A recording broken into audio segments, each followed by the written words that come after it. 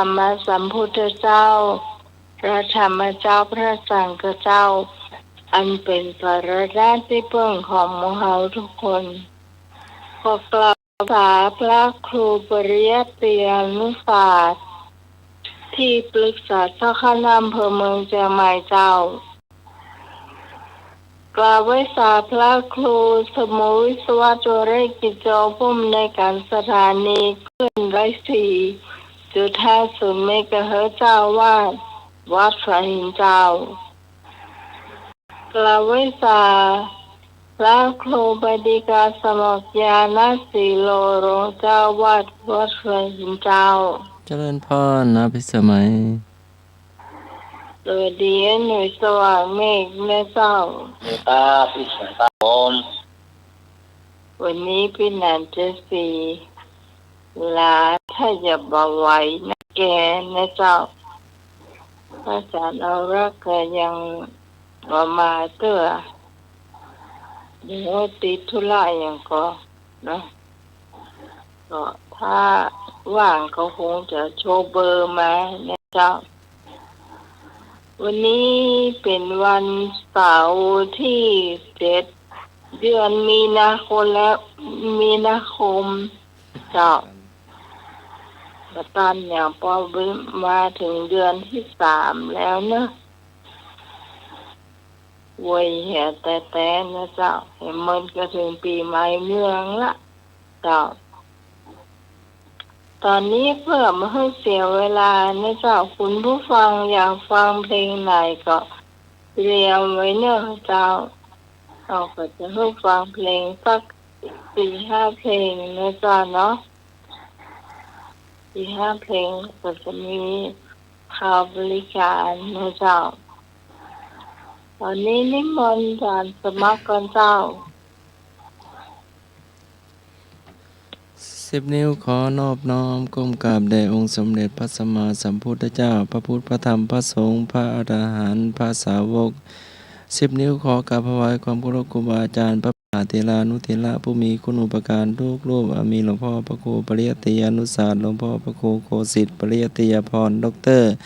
หลวงพ่อพระครูสมุวิศววรกิจโจหลวงพ่อผู้อำนวยการสถานีพุทธศาสนาและวัฒนธรรมหลวงพ่อเจ้าวาดวัดฝ่ายเห็น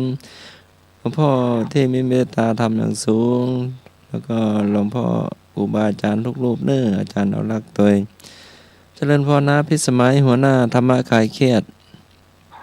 เจ้าไม่สาเจ้าเจ้าเจริญพรลุงหนุ่ยเน้อครับผมอาจารย์ครับผมเจ้าเจริญพรพ่ออาจารย์เจ็ดศรีพ่ออาจารย์ด็อกเตอร์แล้วก็เจริญพรท่านผู้ฟังทางบ้านทุกท่านเน้อขอเจริญพรครับผมขอกราบนอบพระเดลานุเดละทุกรูปทุกดวงทุกองค์ครับถึงสามเณรน้อยทุกดวงทุกองค์ครับผมครับอาจารย์ว่าโหสมุวัดและกิจโตครับผมเมตตาเวลานะมะคลายเครียดครับผมตามราชการอาจารย์ว่าครูบริการอย่างมากครับผมเจริญพรลุงหนุ่ยราชการอาจารย์เอารักแล้วนะครับผมครับดีที่นาเจ็ดสีครับผมด็อกเตอร์อีสงรับหนังสงครับไปดีพี่พิสมัยสุริโยดอนหัวหน้าธรรมะคลายเครียดครับผมครับสวัสดีเจ้ามีธรรมะคลายเครียดทุกท่านทุกคนนะครับผมนี่ครับนี่วันเสาร์ปลาแล้วเนาะครับ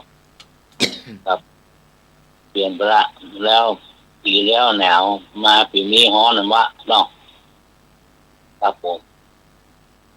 เรียกว่าตัวเก่าตัวข้าเจ้าในเสียงไม่ค่อยมีพลังเสียงไม่ค่อยมีพลังเพราะว่านอนทั้งวันเลยเจ้ารับแต่รับว่ารับตั้งแต่กี่โมงรับตั้งแต่11 โมงไป11 โมงถึงมื้อแลงมาตื่นบ่าย 4ดูเราหลับต่อเนาะก็ไม่ได้หลับไปอาบน้ำมันไม่ได้กินข้าวกินอย่างกันเนาะเสียงมันก็เลยไม่ค่อยมีพลังนะรู้สึกเนี่ย เบา เอาไม่ได้ฉันเช้ากะไม่ได้กินข้าวแมลงอ่ะ แมลงกินอยู่กินขนมไปอยู่เดี๋ยวกันเดี๋ยวถ้าเปิดเพลงเดี๋ยวจะไปกินโอนตินสักแก้วหนึ่ง มีถั่วเจ็ดสีเมชีน่ะ หืม เมชีถวายนะ เป็นยัง ถั่วเจ็ดสีบะเอามาถวายอะจะได้อยู่ท้องเนาะ อ๋อดีค่ะบัวเจ็ดสีครับว่าบัว แล้วแกว่าเป็นถั่วเจ็ดสีนะ อ๋อ มี บัวต้มเนี่ยครับ บ่ฮู้นะแกปั่นมาจะได้ใส่แก้วมา อ๋อน้ำอ่ะน้ำปั่นครับเป็นน้ำปั่นครับ เจ้า อ๋อดีค่ะ ฉันสมัครฉันไปเถอะขนมใหม่มีก็มีอยู่ ครับผมท่านผู้ฟังธรรมะคาเชียดครับ จะฟังเพลงอย่างก็เชิญแล้วครับผม ก็โทรเข้ามาได้เจ้า053 226 058 ครับผมเพลงกันเพลงมาแล้วแฟนพันธุ์แท้ วันนี้เอาเพลงนี้ดีกว่าเนาะในนั้นประเทศไทยมันมีข่าวเยอะขนาดครับเนาะเอาข่าวสดๆเอาข่าวสดๆครับของเพลินพรมแดนครับ อาจารย์เพลินพรมแดนครับเนาะธรรมสการครับ เอาสดกัน ข้าวสดๆเนาะข้าวสดๆเพื่อนโฮมแดนครับผมพวกฟ้าเมืองไทยมาก็ต้องเป็นอย่างเขาเย้ามาประสางมาเศร้ามา ครับไว้สา ครับผมเอกดีครับ ครูบาดีตาอาจารย์สมัครยาสีโลครับผม เจริญพรโยมพระเอก สวัสดีน้องวิสมัยสุริยดอนครับผม เจ้าสวัสดีเจ้า สวัสดีหนูสว่างเมฆครับผม ครับผมดีครับเอกครับผม สวัสดีพี่นานอินสมเจ็ดสีด้วยครับผม ครับ ยาสวัสดีแตนเปิ้นตัวยนะเจ้า อันนี้ไม่ได้มาครับผม เพลงคุณทุกวันพุธวันนี้ครับ ครับผ ส ม วัส ครับ ดีพี่พอดปลาเก้าเด้อขอ ครับ หลายเบอร์โดยเด้อฮักษาตัวมานะครับ เจ้าดีขึ้นดี สวั ขึ้ ส น ดี นะเจ้า อีกอนกมลเขยกลางอย่างในพิมพ์ครับผมและเสียงทุกสาย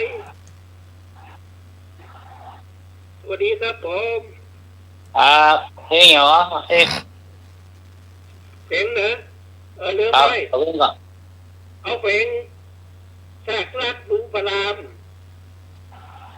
ครับ บึงพระราม พระราม ฟัง ลมสีธรรมนาถครับร้องครับผม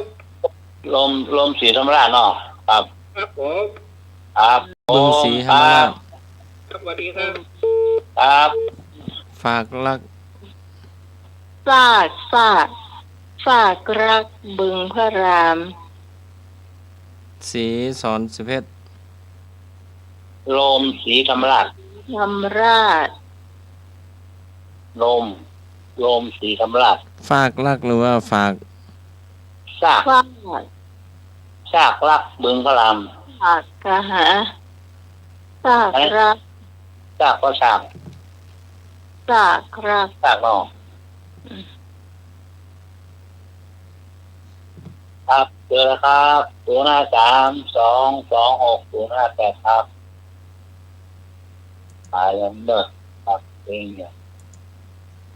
ฟังเพลงชุดออกกันครับ เจ้าสวัสดีเจ้า ครับมาแล้วแม่หลง ทางเจ้า แม่หลงมาแล้ว กลับไว้สาธ ท่านอาจารย์สมัครยานสีโลเตยนะเจ้าเจริญพรแม่บงเจ้าสวัสดีน้องใหม่เลยนะเจ้าสวัสดีเจ้าสวัสดีไอ้หนูเลยนะเจ้าครับผมดีครับผมวันนี้แม่หลวงจะเอาเพลงไปบ้านคุณอาเอาบ้านคุณอาเนาะบ้านคุณอาสร้างบ้านคุณอาเนาะราชเหมือนกันเนาะที่นักที่สงสัยถ้าไม่ใช่ใครก็เป็นทั้งผัวทั้งอาละค่ะ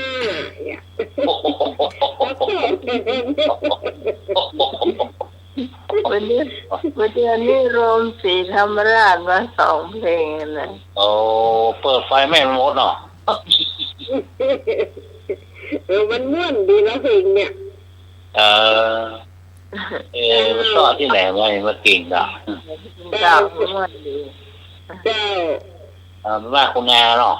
ครับไปบ้านพี่พรเดินหน้าพี่พรจะเจ้าหายไปเลยนะเจ้าครับหัวตะคืนก็ชุ่มสายกันล่อที่มาหรอที่โดนมาก็ตะคืนนี่ไปไว้อันผมม่วนต้อนก็เลยบอกเหตุสักอย่างเพื่อเสียละหมดหรอเจ้าครับผมขอบคุณครับพี่อาลีแม่ดีขึ้นนักละต้นเปามาต้นเปาสังกามาเองอย่างถ้ากี่เจ้าบ่าวครับมาเนอะมาส่งลูกลำปางมาแล้วนะ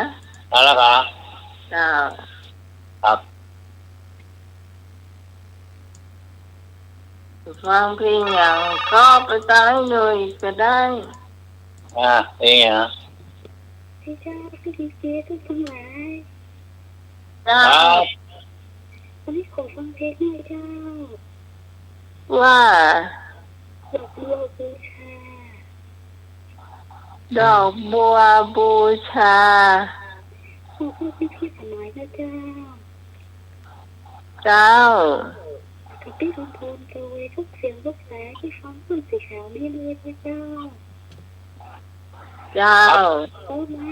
เมล่ากับตุ๊กกี้เลยนะเจ้าอันนี้แม่ยังซาปาแดดเนาะปาแดดไม่ละค่ะ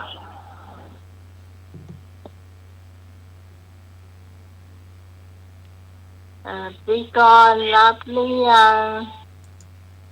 รับบ่ได้แต่เนอะพี่กรเนอะละโยนพระเจ้าเป็นอย่าง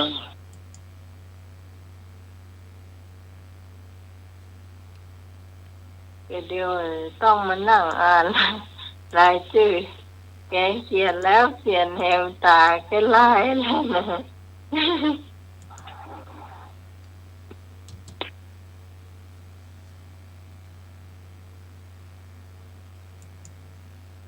รับผมแล้วเลิกเพลงเนาะ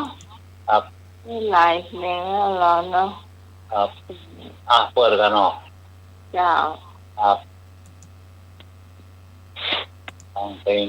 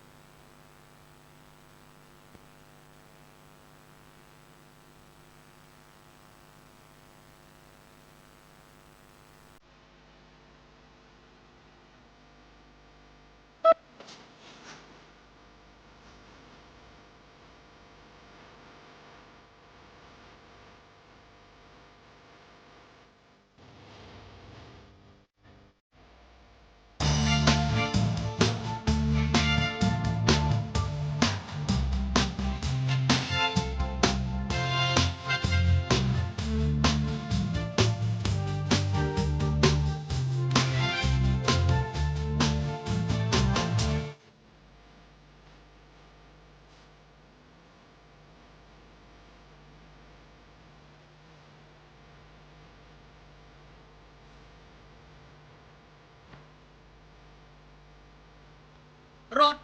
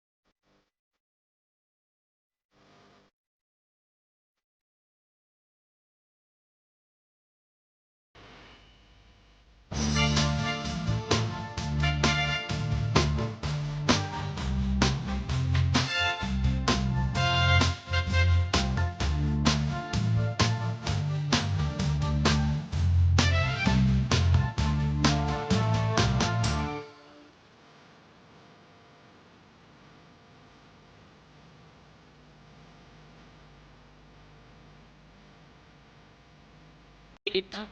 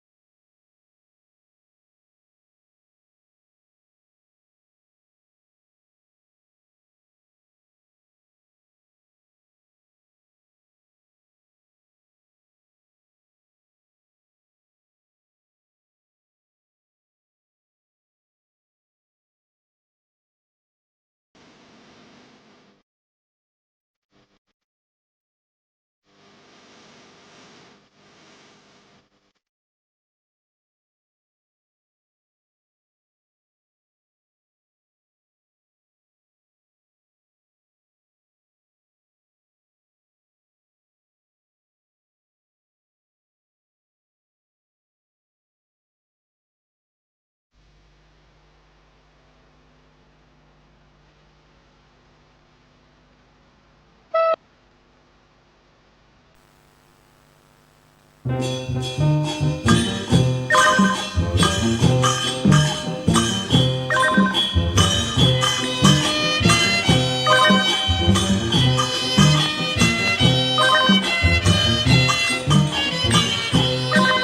มื่อคืน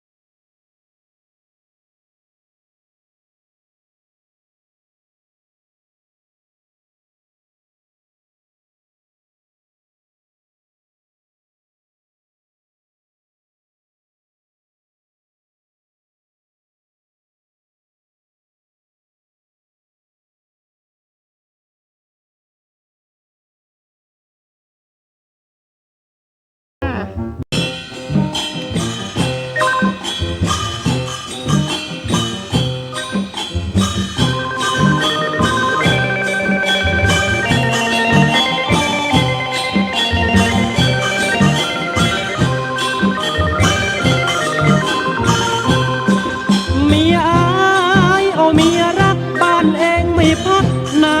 นจะมา บางทีก็เป็นเดือน พี่อยู่ยาวเฝ้าเรือนคอยน้องมองหา มีงานอะไรนักหนาน้องก็คุณอาเขาปวดท้องเลยบีบน่องให้คุณอา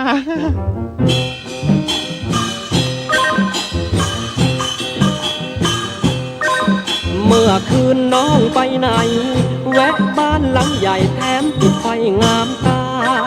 เห็นน้องเดินเข้าไป เอ๊ะพี่นึกแปลกใจจริงแก้วตา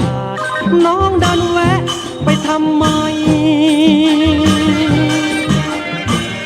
แหมละพี่ละขี้สงสัย เขาไม่ใช่ใครเขาเป็นทั้งผัวทั้งอาล่ะ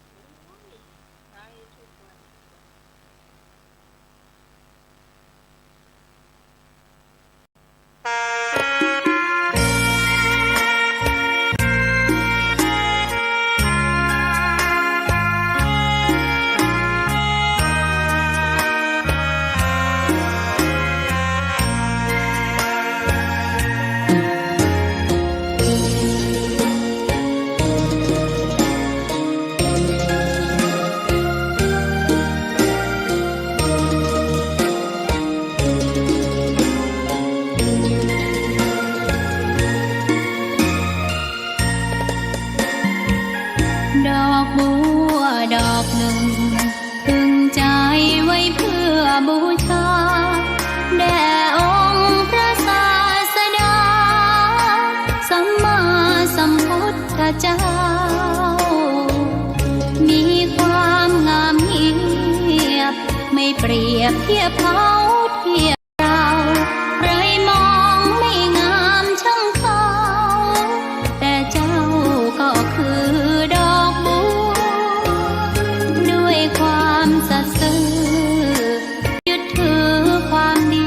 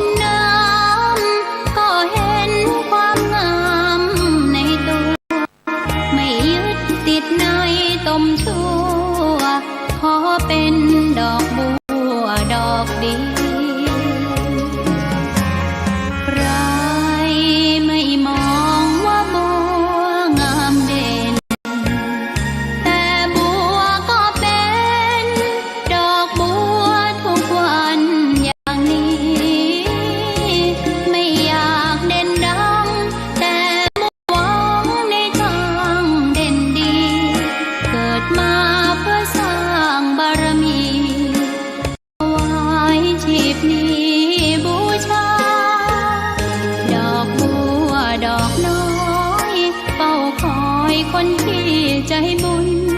มาโอบเอื้อเกื้อกูลรู้ค่าของบุญเก็บบัวขึ้นมาเพื่อสร้างความดีและเสริมบารมีดังว่าใช้ดอกบัวนี้บูชาพระสัมมาสัมพุทธองค์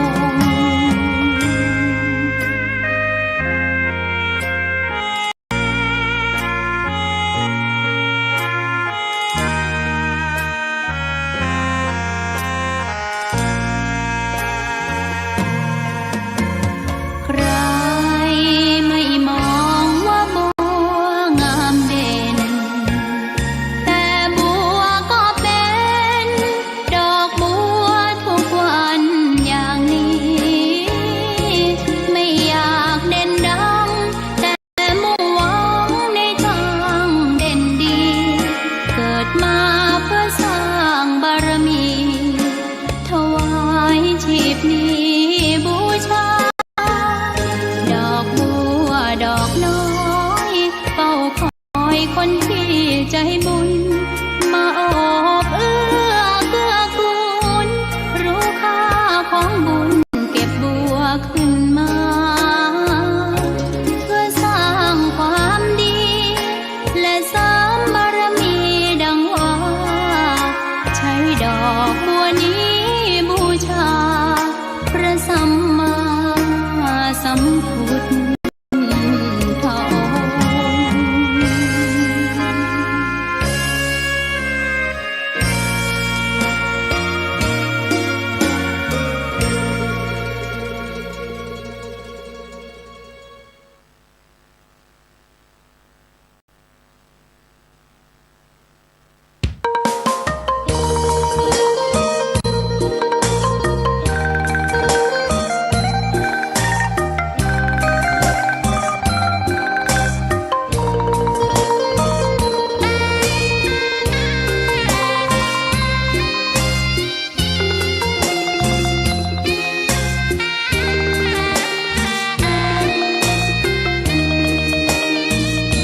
ชะตา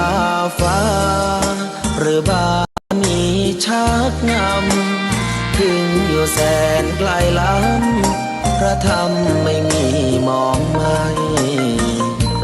ฟ้าเพียงดินยังทวินฝันไฟเข้าดงขมิ้นเมื่อใดอิ่มอกอิ่มใจเสมอสายทางคนดีใจน้อมอธิษฐานบารมี สิ่งดีที่ได้พบเจอ เห็นชายผ้าเหลืองทุกวันฝันเพ้ออยากบวชจริง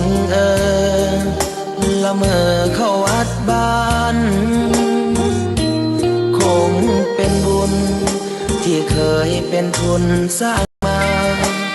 รักผ้าเหลืองดังว่าปรารถนายึดมั่นอยากบวชทุกทีผ้าเหลืองคืนนี้ผูกพันอยู่ในใจทุกวันใฝ่ฝันถึงผ้าเหลืองกายวาจาใจสัญญาว่าไม่เสื่อมคลายหัวใจมุ่งหมายเนืองๆไม่มีอะไรมากันให้คุณคืนศรัทธาผ้าเหลืองบวชเป็นเรื่องใหญ่เราวันรอคอยเข้าโบสถ์ได้บวชเสียทีเป็นคนสุขเต็มที่ตามรอยความดีพระพุทธเจ้าไม่ลืมบุญคุณ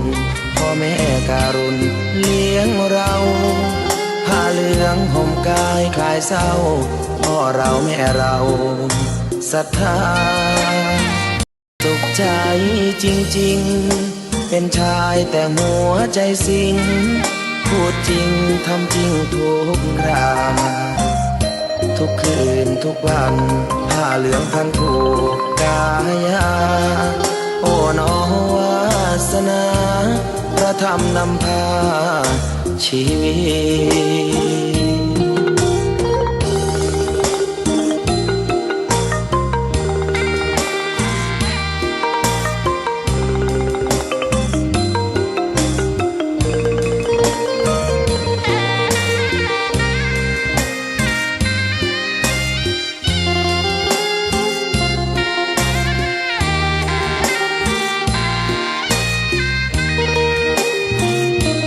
วันรอคอย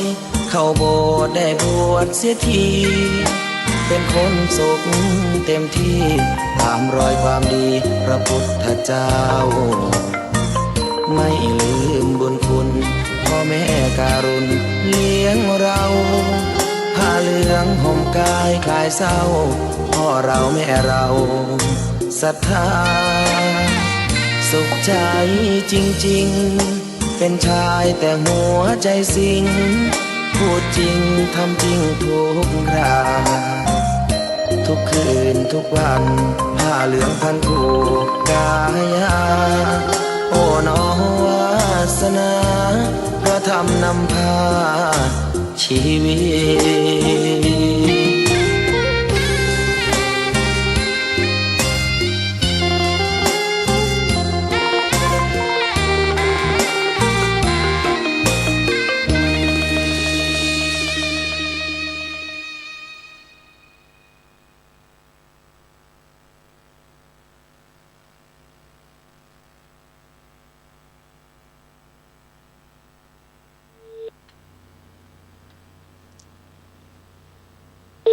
ช่วงเพลงก็จบไปเนาะ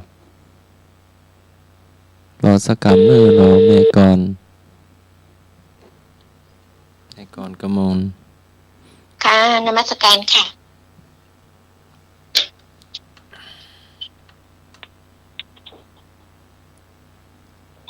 เจ้ามาแล้วเอาทักทายท่านผู้ฟังเนาะทักทาย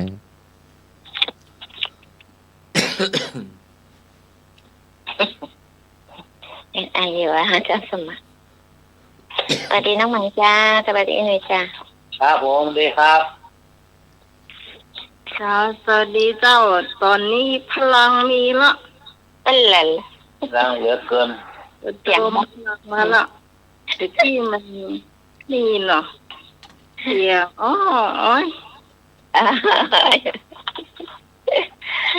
พลังข้าวต้มเหรอมีคุณแม่ไปกล้อง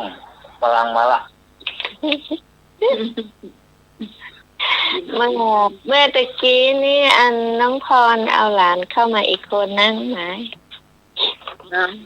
จ้ะอันตาลงศพอ๋อจ้าดีกันไหนตอนตะเช้าอ่ะครับ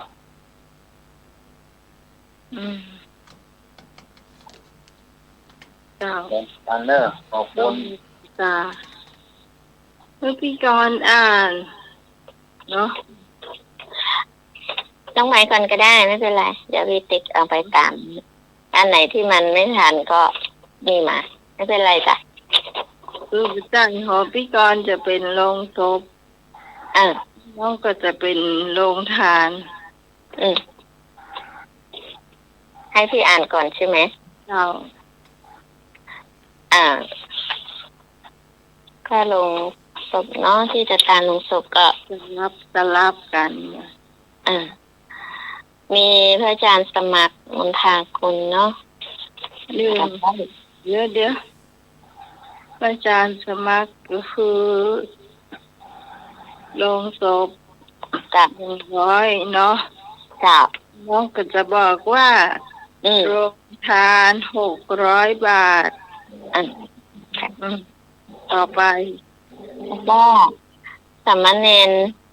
รักปัญโยนันท์โรงทาน100 บาทอันนี้พี่จะเอาของน้องใหม่ขึ้นก่อนนะเพราะว่าพี่จดไปตามนั้นเนาะก็ครอบครัวสุริโยดรเนาะก็มีพ่อแดงสุริโยดรนี่ชื่อน้องพิสมัยน้องสสิ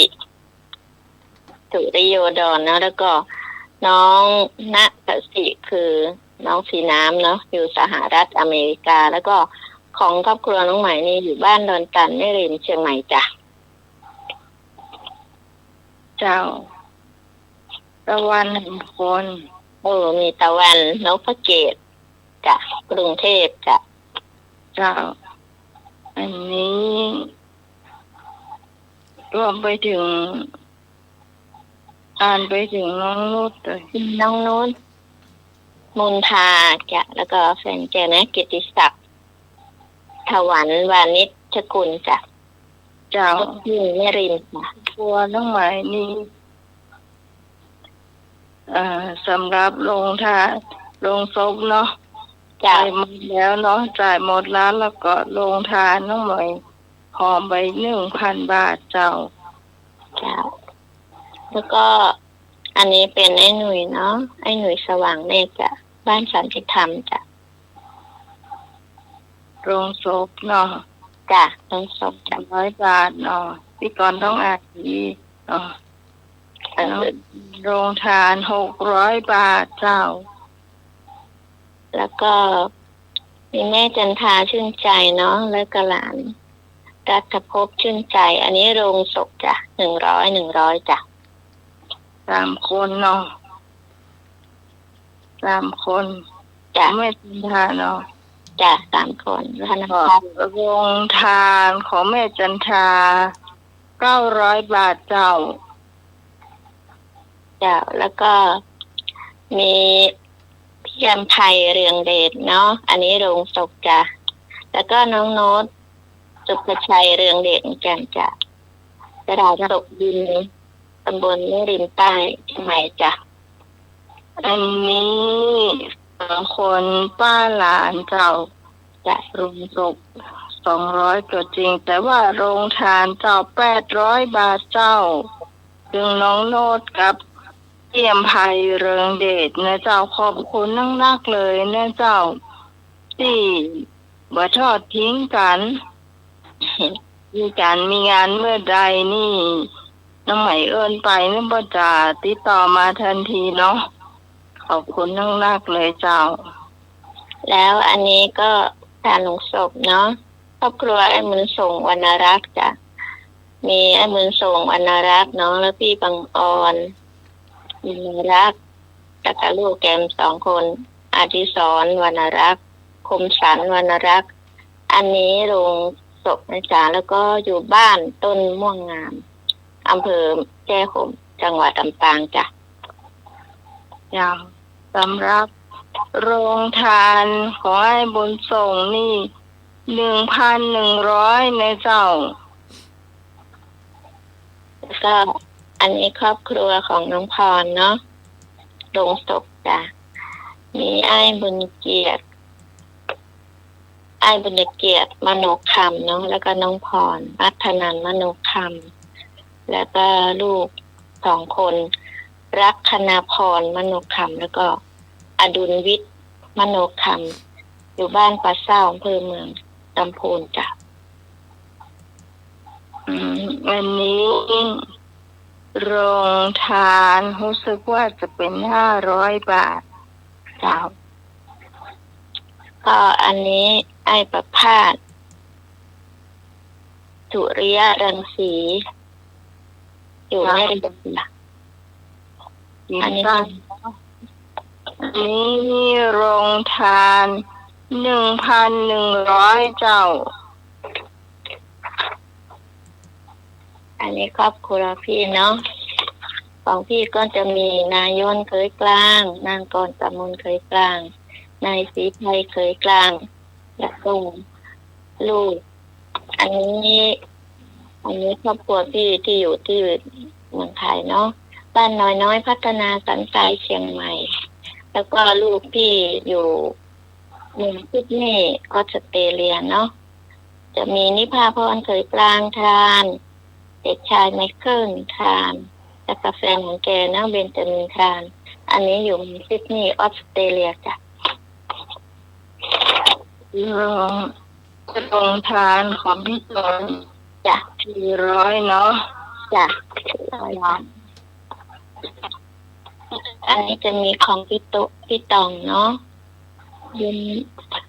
ยวงคำจันตุนแล้วก็บำเพ็ญจันตุนอันนี้อยู่บ้านป่าบงเทพารามเนาะสารพีเชียงใหม่จ้ะเจ้าอันนี้โรงทานโรงศพ300 บาทเจ้าอันนี้ของพี่สาวอารีเนาะแล้วก็ลูกของแกอันนี้เป็นโรงศพเนาะชื่อวันเพ็ญเชื้อคำฟูกำพลเชื้อคำฟูอยู่บ้านขึ้นเป่าสันกำแพงเจ้าอันนี้โรงทาน100 บาทเจ้าแล้วก็จะมีพี่พรเอราวัณเนาะหรือว่าปทุมพรจุงประมันเนาะบ้านสันพี่พรโรงทาน500 บาทเจ้าและอันนี้ที่ฝากคอมบุญให้พี่สาวอารีเป็นสะพานบุญมาเนาะมีพี่สมพรบุญขันแก้วแล้วก็แม่แดงสีน้ำเงินจ้ะอันนี้ก็ต้องขอบคุณพี่สารีตัวที่เป็นสะพานบุญให้นะเจ้าแล้วก็อันนี้แม่จันเพ็ญชัยยวงเนาะอยู่ตลาดขี้เหล็กดอยสะเก็ดจ้ะอันนี้เพิ่นโอนมาแล้วนะเจ้ารวมไปถึงพี่สารีกับเพื่อนเนาะเจ้าทำไมยังไม่ได้ไปกดสักประมาณวันที่10ว่าเจ้าแล้วก็อันนี้สาวคนดีคนงามเนาะแม่โสพิตาขัตติยะเนาะบ้านไม่ย่อยสันทรายจ้ะโรงทาน100เนาะจ้ะก็พี่กรณ์ไม่ได้อ่านโรงศพ100อันนี้และอันนี้เป็นน้องเนาะแล้วก็เป็นหลานเนาะอันนี้โรงศพเนาะชื่ออัชรรัตน์ยิ้มเขียวอยู่บ้านบางแดงจังหวัดพิจิตรจ้ะแล้วก็ภาพยิ้มเขียวอยู่กรุงเทพจ้ะแล้วก็นางสาวพรพันธ์ฟักเงินอยู่อุบลราชธานีจ้ะอันนี้โรงศพจ้ะ100จ้ะแล้วก็อันนี้พ่อเสน่ห์แสงสินเนาะแล้วก็แม่ดาวแสงสินเนาะอันนี้ก็โรงศพเหมือนกันจ้ะอยู่บ้านดังซันแม่ริมเชียงใหม่จ้ะแล้วก็โรงทาน100เจ้า2ท่านนี้เนาะแล้วก็อันนี้ของดาวเนาะแม่ดาวพ่อเสน่ห์เนาะ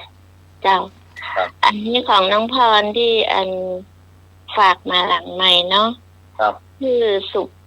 สุพนัสพยัคฆ์ชินอันนี้หลานของน้องพรจ้ะปัดเล่าจ้ะถูกอันนี้เป็นหอมเฉพาะลงศพเนาะจ้ะขอบคุณเจ้านักนะเจ้าตอนนี้ถ้าถึงโรงศพเนี่ยประมาณ46ท่านแล้ว46จ้ะมันก็จ้ะ46แล้วจ้ะสำหรับโรงทาน8,300ใช่ 8,300 จ้ะคุณผู้ฟังท่านไหนจะให้จะหอมก็ขอเจอนะเจ้าอยู่เมืองแก้วเฮาอยู่ตำบลเมืองแก้วหรือว่าบ้านดอนตาลเฮาก็ได้เจ้าเพราะว่าเขาเจ้าจะเอารายชื่อทั้งหมดทั้งมวลนะเจ้าส่งให้กับครูบาบุญทรัพย์หรือว่าพระครูวินัยชรนันทวัฒน์นะเจ้าส่งไปเนาะถูกไปก่อนอาจจะก่อนปีใหม่นะเจ้าจ้ะพี่ก่อนจะเอาไปให้ประมาณปลายเดือนมีนาเนี่ยจ้ะเจ้าเนาะหรือว่าคุณผู้ฟังจะถ้าเป็นยอดทายทานก็ประมาณ 2,000 นะเจ้า เอ่ออย่างนะ600อ่ะการสมัครสังสังฆทานเนาะ จ้ะสังฆทาน รายละเอียดอยู่ที่อาจารย์สมัครเนาะ จ้ะ มันก็ค่อนข้างจะจำหนัก คือเดี๋ยวนี้ตอนเดี๋ยวนี้คุณผู้ฟังที่ฟังอยู่ทางบ้านว่าดอนตันของเฮาก็ดีนะเจ้า จะมาหอมกันใหม่ก็ได้นะเจ้าบอกว่าจะเป็นแม่กำนันเนาะกำนันแม่กำนันสุนีสุรวรรณานะเจ้าอุ๊ยของโต ฮะ ของตก หมอนตก ของตกมันนักลงไปซ้อนกัน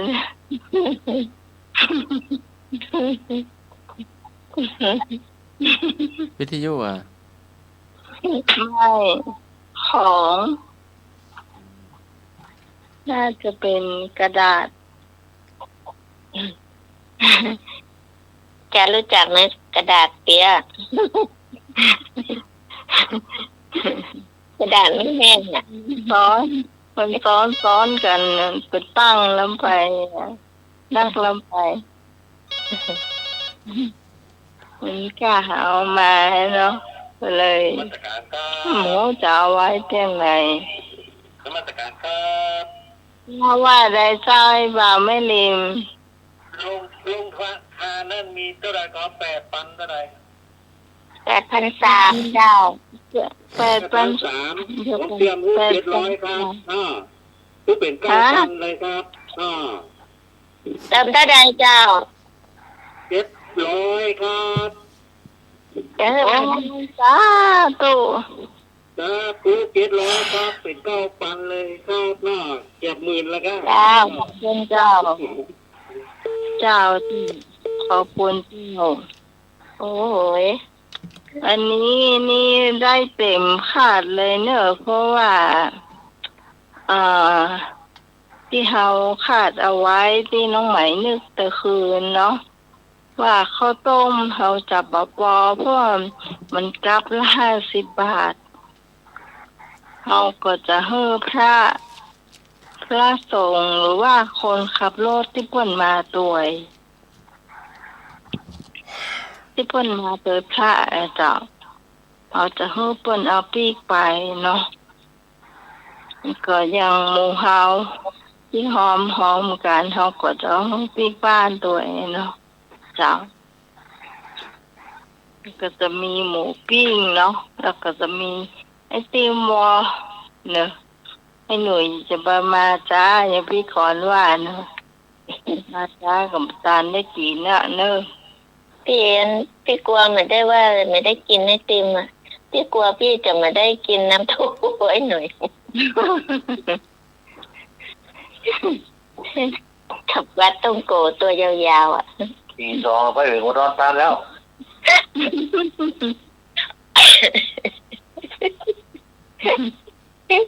ปี2อุดรธานีเกวงละตัวเดียวก็อิ่มแล้วไอ้หน่อยอะไรเหลือไม่ต้องตี 2มาถึงดอนตาลแล้วไปค้างวัดฝายหินมาพร้อมจ้างสมัครกัน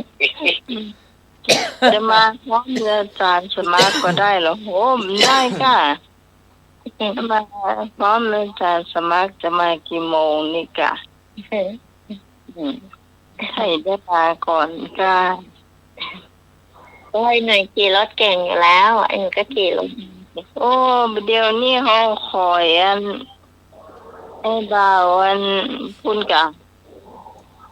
ไม่รีบอ่ะไม่ต้องเติมน้ำมันหรอกน้ำมันต้องเติมลุงหนุ่ยขับรถเป็นอยู่เนาะใครลุงหนุ่ยจะได้ไปด้วยกันเป็นต้องมาก่อนค่ะอาจารย์จะมาขวายหนูมันต้อง8 โมง 9 โมงมันต้องมาถึงแล้วเดี๋ยวพี่กรณ์จะได้กินน้ำต้ม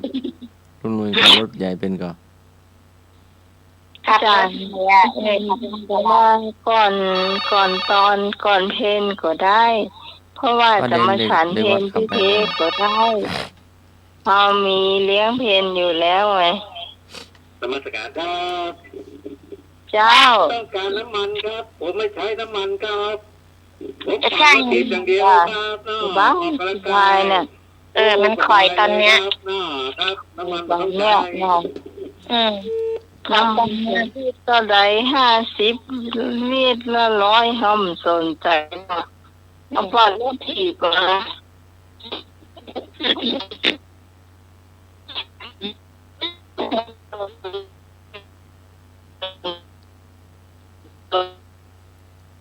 พอยังคิดว่าค่ำ4 กล่องนะมันจะถึงเดี๋ยวนี้อาจจะได้หนักกว่านั้นเนาะมาเห็น700ได้หนักกว่านั้นจ้าขอบคุณให้บ่าวเนอะขอบคุณจันนักแต่คนนี้นี่ได้เกิน100แต่เลยสำหรับได้ชื่อในน่าจะหมดแล้วเนาะ หมดแล้วจ้ะ ที่น้องไหมอู้ตะกี้นี่คือทางบ้านเราตานนะพวกก็ฟังกันนักกันอยู่เจ้า ฟังกันนักอย่างพอดีแม่ตีบเนี่ยเนาะถ้าฟังอยู่ถ้าจะมาหอม ก็ได้เนื้อเจ้า หอมตังลงศพโรงทานแล้วแต่เนื้อเจ้า หรือว่าจะไปหอมตังวัดก็ได้เนื้อเจ้าตังวัดเนี่ยเพื่อจะเลี้ยงเป็นบุฟเฟ่ต์เนื้อเจ้าเท่าที่หูมา และแถมอย่างหนึ่ง สังฆทานเนาะ600 บาท ยอดสังฆทาน 2,039 ชุดด้วยกันนะเจ้า หมดกันเนาะ อาจารย์สมัครรู้สึกว่าจะถูกนิมนต์เป็นคนแรกอะถูกทางกำหนักถูกนี่ ที่ลาเจสีแหมเนาะได้ปากันแหมละนายเจสีพวกก็เดินละเนาะ จ้า เจ้าก็มาก็ใครก็ได้เนาะ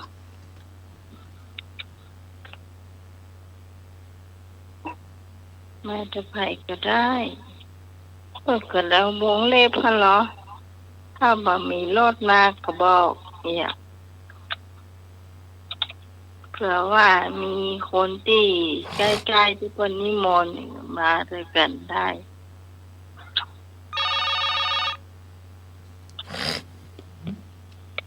เจ้า ครับ เจ้า กระทาวัดแม่ริมใจเกิน100ครับเนาะหัวใจดำครับเนาะใจเกิน100 เกิน100แต่เลยเจ้าอันนี้นี่ที่เขาต้องการแต่คืนนี่เรียบร้อยเจ้า เรียบร้อยแต่เลยเอาก็ยังเลือกอยู่ว่าเขาจะทำได้ดีให้มันครบอีกเนาะอันนี้ครบแต่เลยแล้วเกินหรือว่าเราจะต้องเพิ่มเติมเข้าไปเห็นมันจะได้เมื่อคนขับรถอย่างมาโดยตัวเจ้าเบิ่นเนาะคนของเขาตัวเนาะโอเคเนาะจบละนี่ตะกี้พลังมันจะเหมือนตะกี้นะบ้า ยกแก้วมาได้ค่ะ ฮะ ชามกับแก้วมาได้ค่ะ มีพลังอ่ะ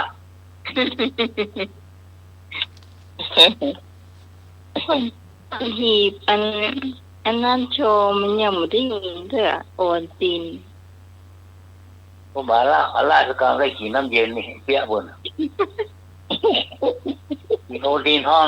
นี่อันนี้ดักปิ้งเรียกแล้วอ่ะโอ้สวยกอกแล้วบ่อยละ เรามีตึงซ้ายตึงขวา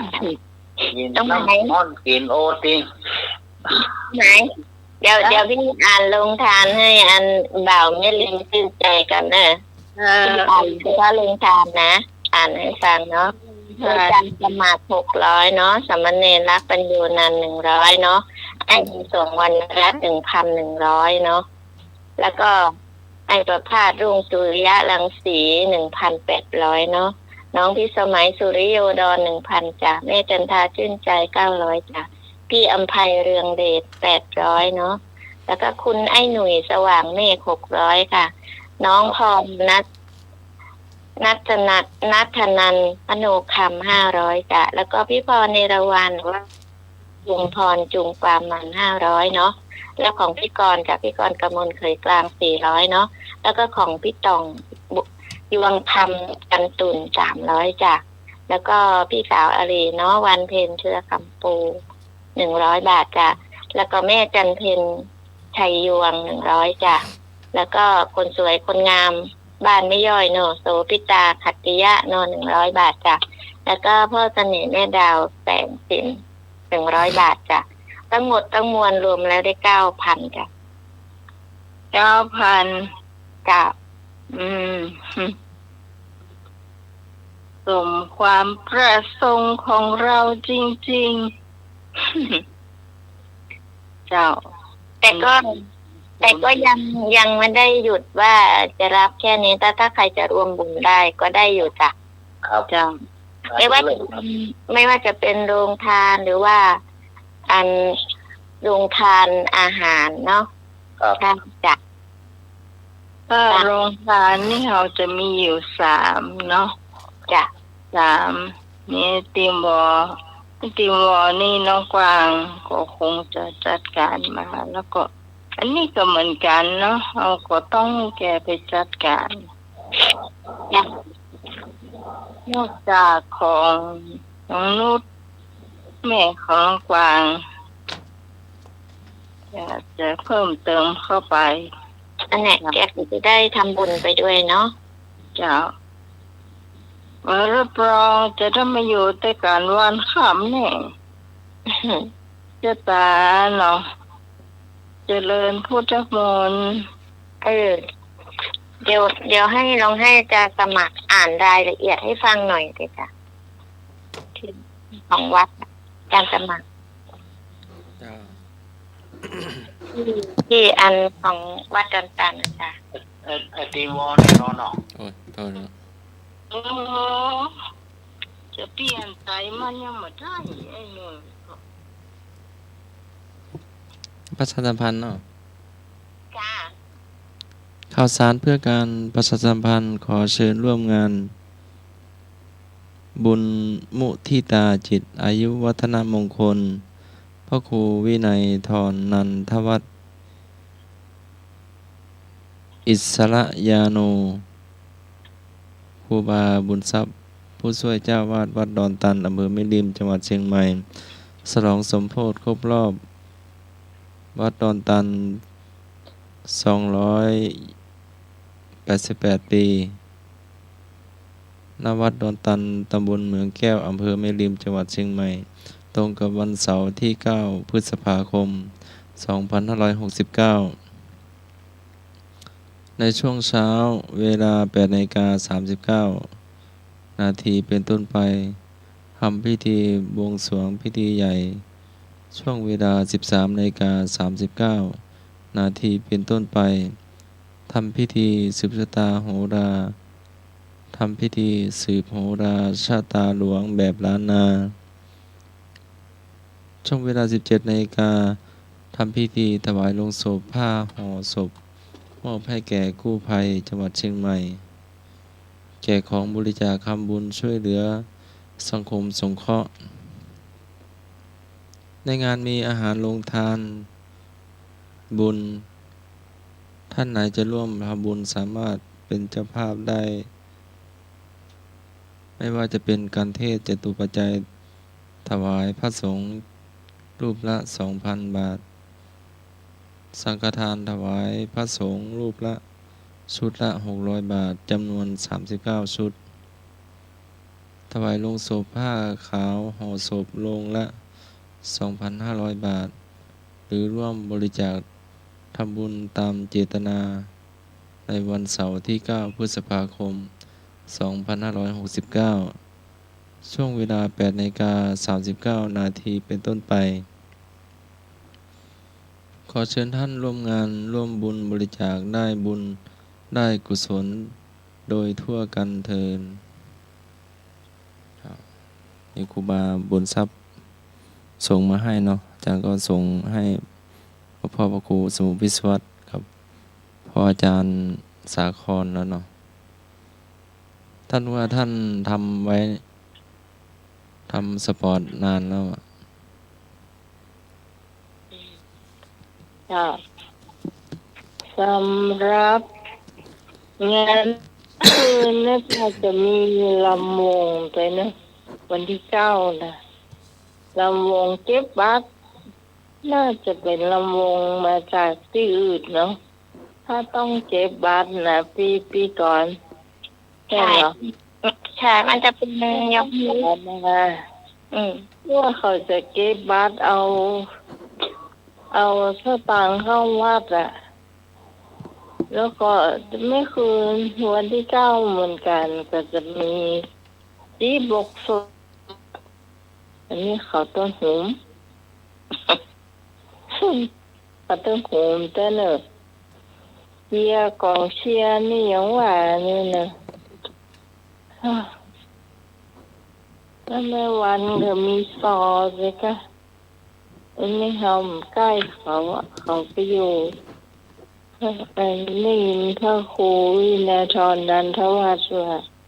จีเขาไปตั้งหรือปุ่นนี่ มาขวนตั้งเฮาเลยอะค่ะนี่ตั้งทานพิธีกับทานพิธีไป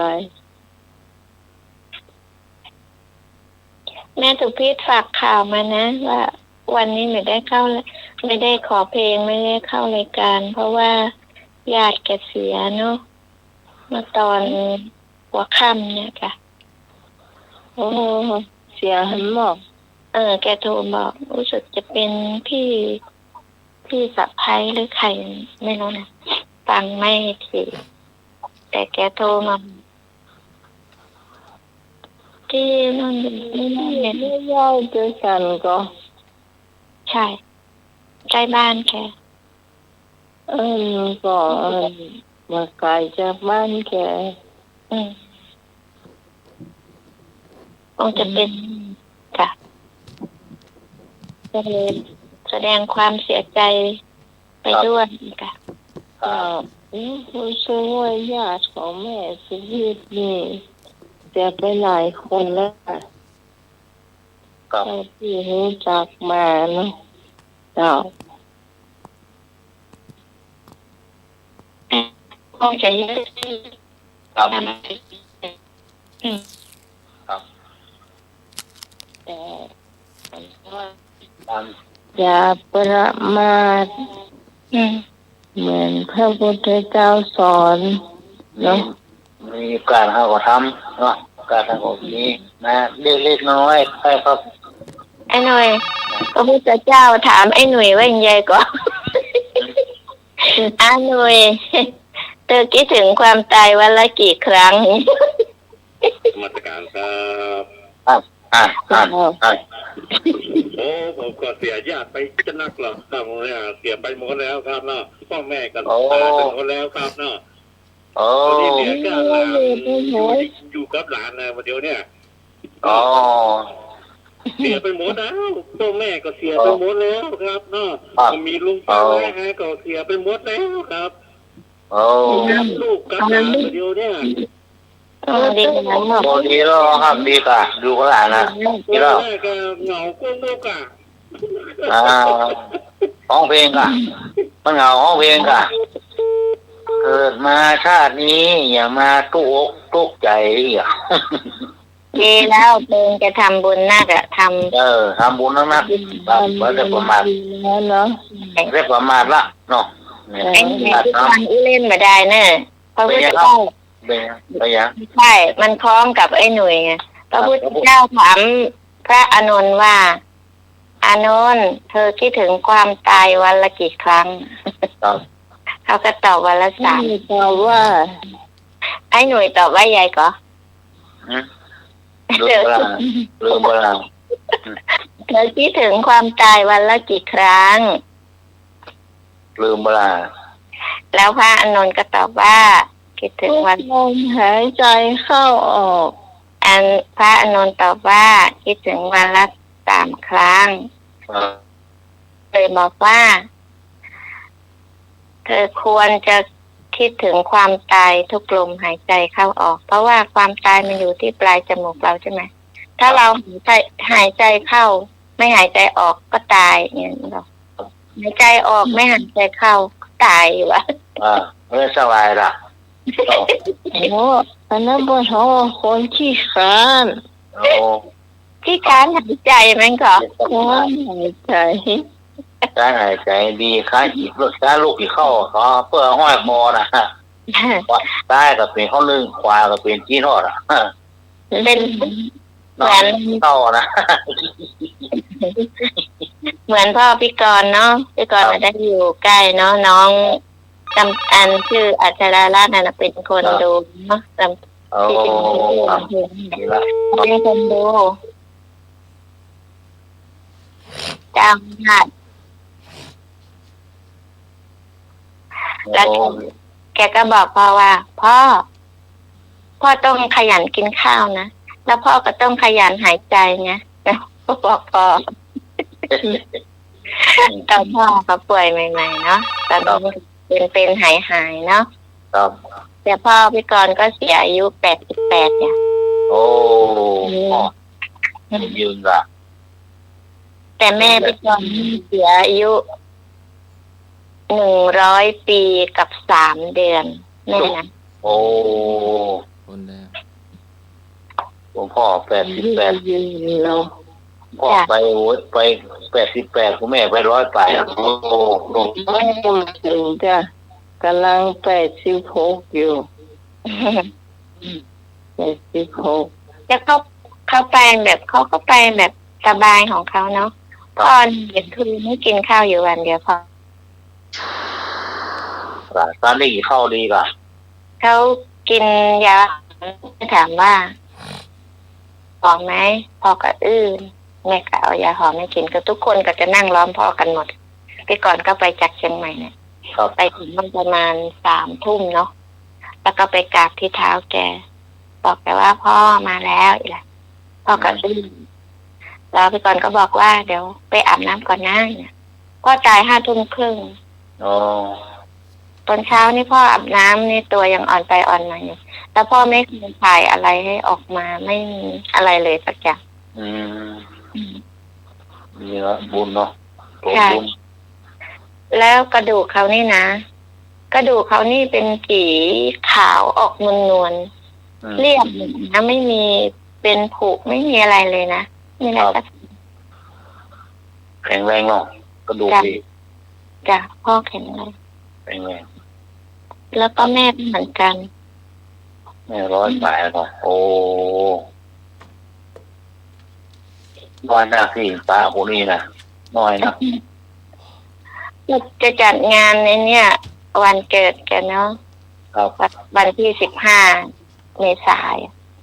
นจะจัดเกิดให้ครบ100 ปีเนี่ยเนาะ ครับ ของที่จัดเอาไว้ก็เป็นงานศพไปเลย เพราะว่าแม่ตายวันที่11 เมษา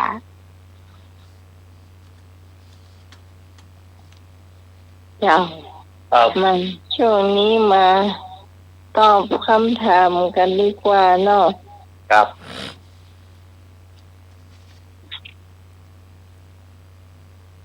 พี่กรณ์จะว่างก็ได้บ่ว่างก็ได้อยู่ในสายนี่ก็ได้ ดูเนี่ยก่ะไม่อย่างแค่ก่อน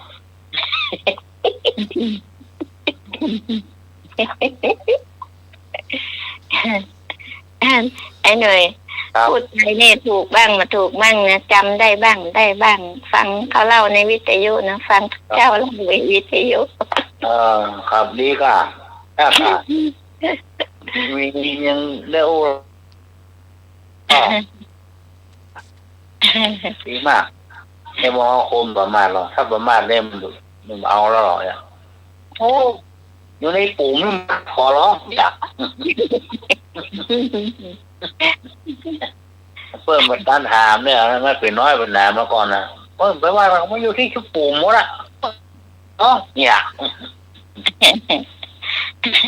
มันอยู่ที่ปุ่มหมดใช่ไหม อยู่ที่ปุ่มหมดละเนี่ยตาม โอ้ ทำเลย ที่วันมีแล้ว เลยทำเลย มายังพันเตติสรเนนะสหอัตถังคะสะมันนาคะตังอุโบสถังยาจามะทุติยัมปิมายังพันเตติสรเนนะสหอัตถังคะสะมันนาคะตังอุโบสถังยาจามะตติยัมปิมายังพันเตติสรเนนะสหอัตถังขามะสัมมาฆาตังอุโบสถังยาจามะถามว่าเป็นคำอะไรก็คำอาราธนาศีลห้าขอคำอาราธนาอุโบสถศีล อาราธนาโบสถศีล แล้วก่อนหน้าหน่วยโทรหาพี่หนาน74คนเด้อโทรหาพี่หนาน74ก่อนเด้อว่าพี่หนาน74อาราธนาบ่อยอ่ะ เอาสีหน้าเอาสีหน้า ญาตินาศีลอุโบสถไอ้หน่อย ฮะ ที่กระตอบของไหน แม่ตอบศีล8 โบสถ์ละ ค่ะ มาขายห้องเอาโบสถ์ไว้เอาสีหน้าเชิญเลยครับ มาไอ้เที่ยงคืน ครับ2 อย่าง พี่ตองรับแล้วก็พี่ตอง ต้องมา น้องพอหลับตื่นก็ตอบได้นะครับ ตาเรามองทุกวัน ให้บุตรตอบได้เนอะ ตรงอ่ะ ไหนนะ ไอเอกล่ะหลับหรือยังตอบมาได้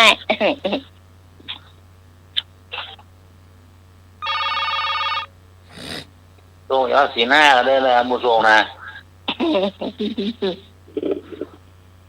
เจ้าน มัสการครับ ผมเอาอุโบสถในวัดนั่นไงในวัดที่เปิ้นเข้าไปจำในวัดน่ะอุโบสถอ่ะสี่เลยอ่ะ อ๋อ ในวัดน่ะเพิ่นมีอุโบสถเหรอ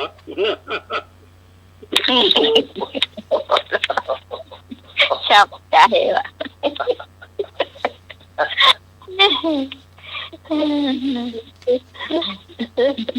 ชอบใจอ่ะ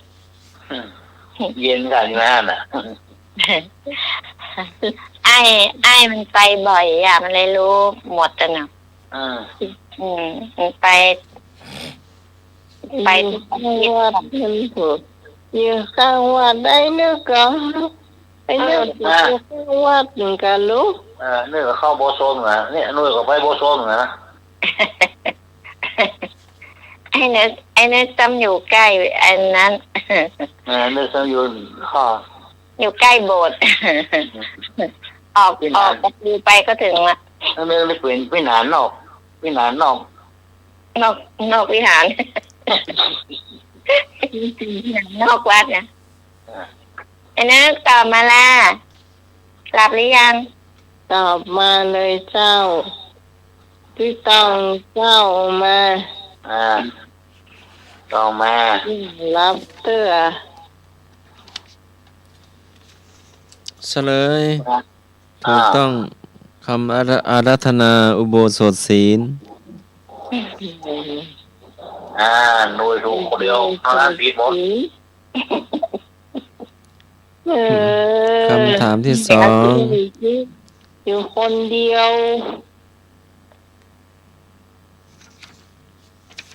มายังพันเตติสรเนนะสหอัฏฐศีลานิยาจามะทุติยัมปิมายังพันเตติสรเนนะสหอัฏฐศีลานิยาจามะ ตติยัมปิมะยังพันเตติสรเนนะสหอัฏฐศีลานิยาจามะปานาติปาตาเวรมณีสิกขาปะทังสมาธิยามิอาทินนาทานาเวรมณีสิกขาปะทังสมาธิยามิ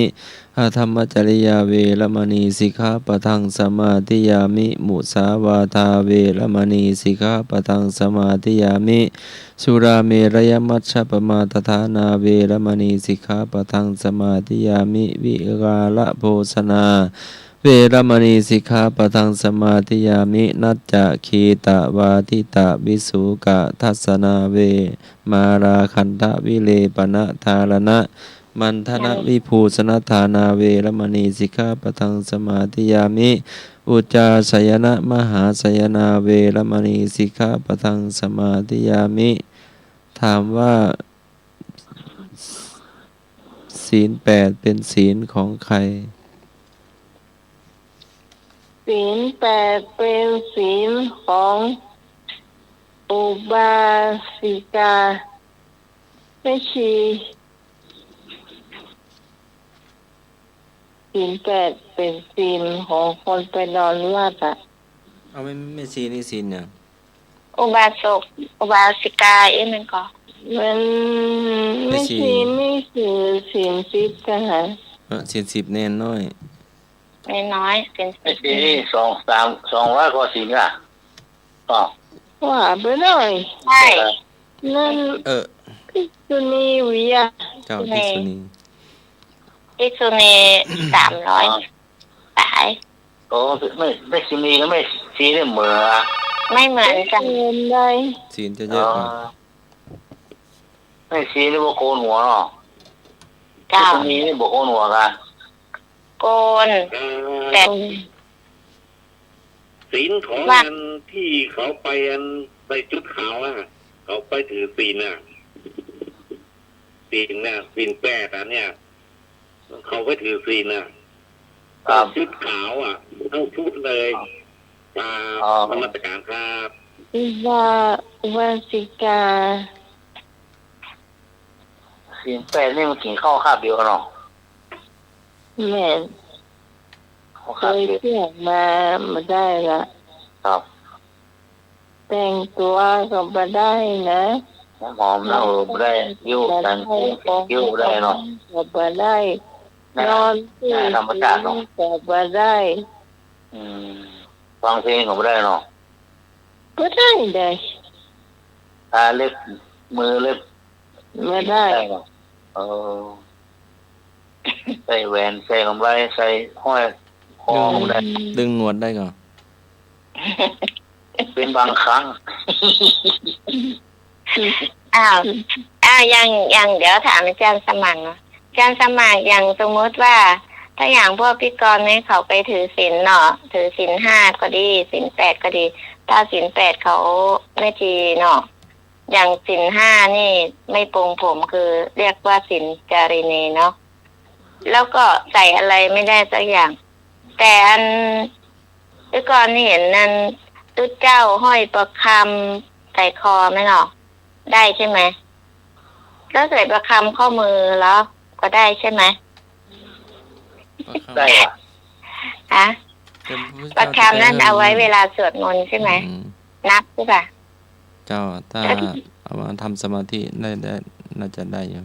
แต่ทำวินัยผู้เจ้าไม่ให้ใส่เนาะกันแล้วที่มันใส่ที่ข้อมือแล้วจ้ะพี่ก็สงสัยเพื่อนมาทำสมาธิทำกรรมฐานนะทางในเพื่อนมาเฮือใส่ใช่อย่างพี่กรไปวัดนี่ตื่นแค่ศีล5พี่กรบวชแก้บนเนาะพี่กรยังไม่ใส่เลยพวกธรรมดาตุ่มหูอะไรมันมีอยู่ใช่ไหมต่อยแหวนมันมีพวกที่ใส่มาเนอะต่อยข้อมือนะเดี๋ยวมันจะใส่สร้อยข้อมือยกไปเขี้ยวปลอมได้วะไอ้กะไม่ใส่แล้วจะเคี้ยวข้าวยังไงล่ะไอ้หนุ่ยก็มันเป็นทองโคนฝังทองหรอกฝังเพชรก็เคี้ยวปลอม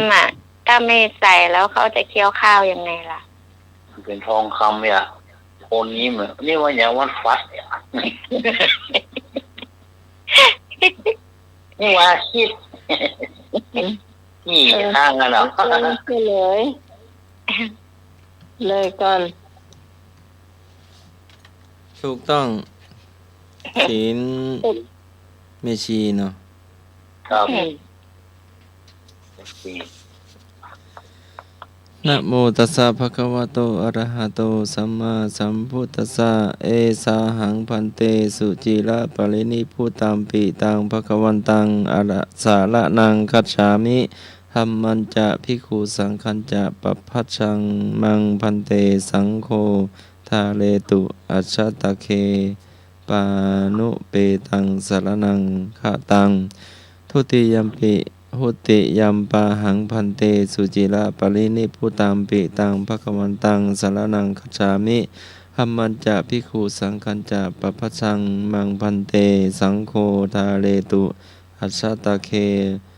ปานุเปตังสรณังฆะตังตติยัมปิปาหังพันเตสุจิระปรินิพพุตัมปิตังภะคะวันตัง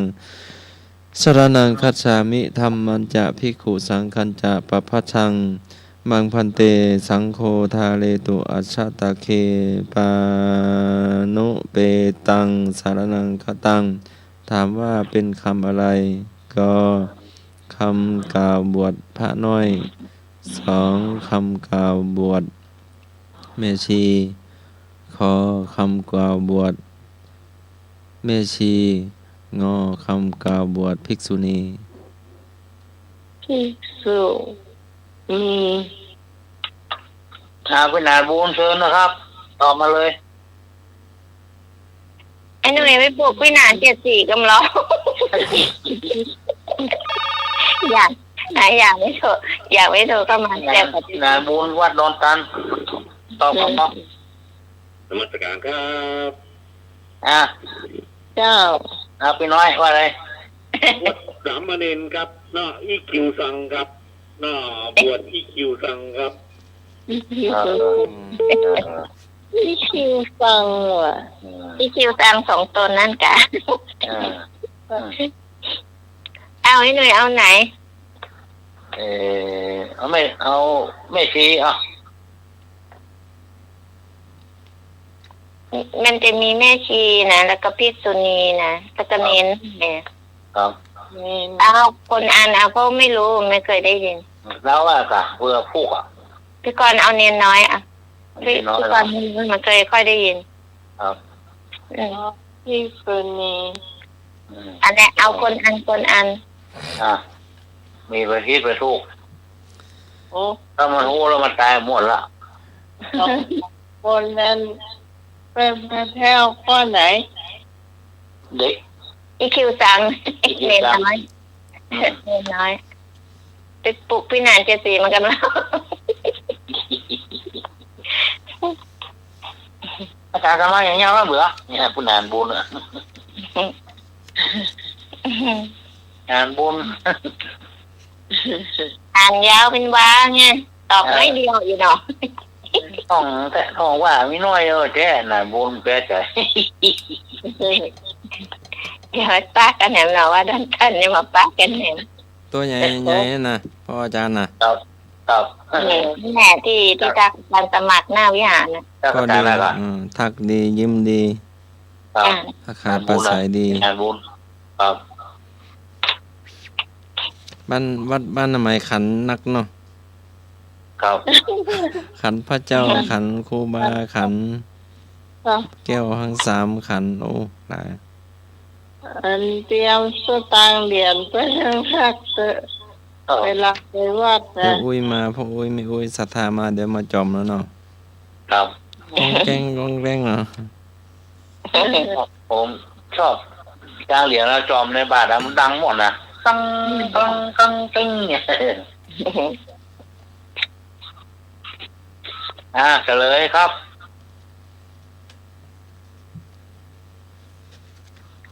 หลวงพ่อหน่อยลุงหน่อยถูกแม่ชี แม่ชีเที่ยหน่อยครับ บวชแม่ชี เที่ยไป บวชแม่ชีเนาะ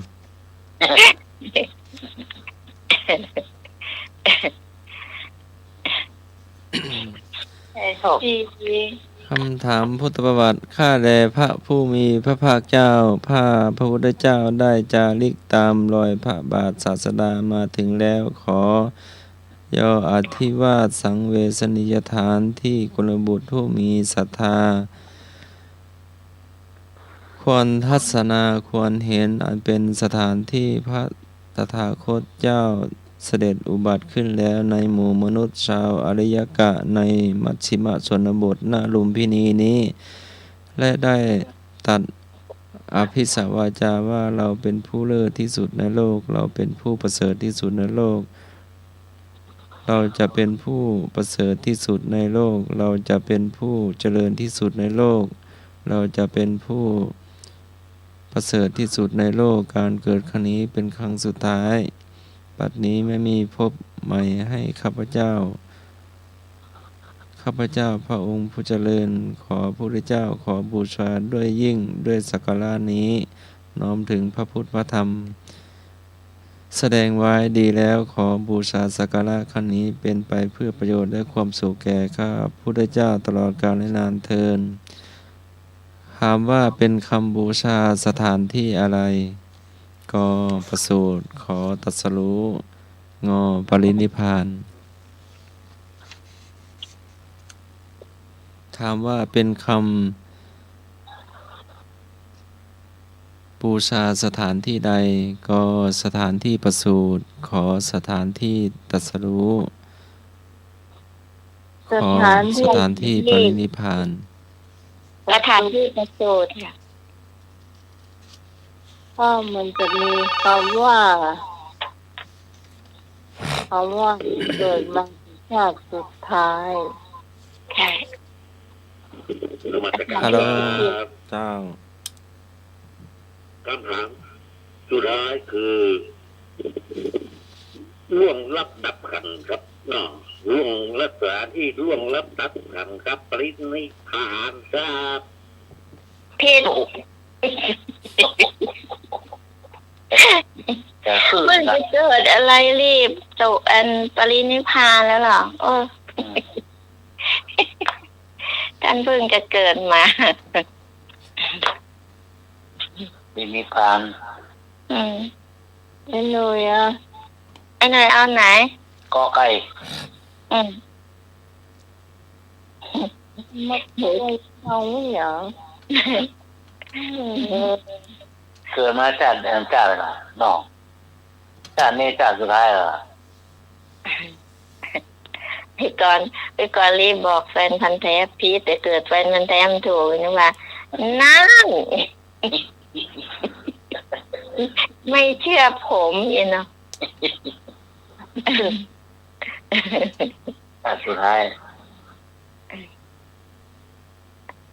จากหน้าก็ฝากไปเหวเนอะเนาะเขานี่เป็นเหวเนาะเป็นไก่เป็นนกเป็นเหวป้ากันนี้เนาะเป็นอะไรกับจ้างมันเถอะชาตินี้เป็นคนละสร้างบุญไว้เยอะๆเป็นจะกิ้มเรียร้อนกลายเป็นข้าวหลาเนาะเดี๋ยวมันจะจุกปากติ๊กๆอะพูดอะไรก็ไม่ได้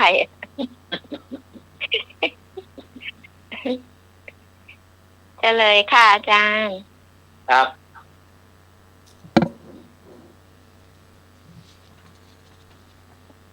ขอไก่เนาะถูกต้องคำบูชาสถานที่ประสูติขอไก่ก็ที่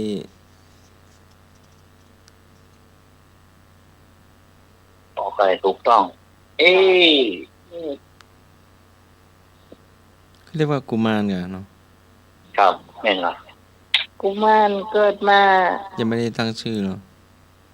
ยังครับยังเกิดคนเดินได้79เลยล่ะเนาะ79ดอกบัวพาลงครับโอ้ถ้าเกิดมาเราตนเดียวล่ะเนาะคนมาตนเดียวจะว่าพระน้อยก็ไม่ได้เนาะเกิด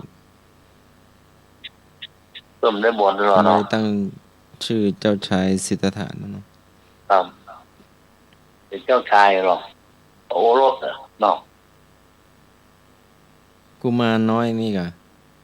กุมารก็แม่นนะ จะว่าคนน้อยก็ยังเนาะ คนน้อยผมได้ครับ คน คน น้ น้ อ อย ย ได้ คนน้อย คนน้อย ใจใหญ่ใจชาวบ้านเหรอ อืม โอ้โห กุมารน้อย อุมวันอุเพลินน่าจะ5 ทุ่มแล้ววะ ฮะ เอาประชาสัมพันธ์หน่อยเนาะก็ จ้า ปล่อยหลวงวัดช่างเคียนในวันอังคารที่ 24 มีนาคมเนาะ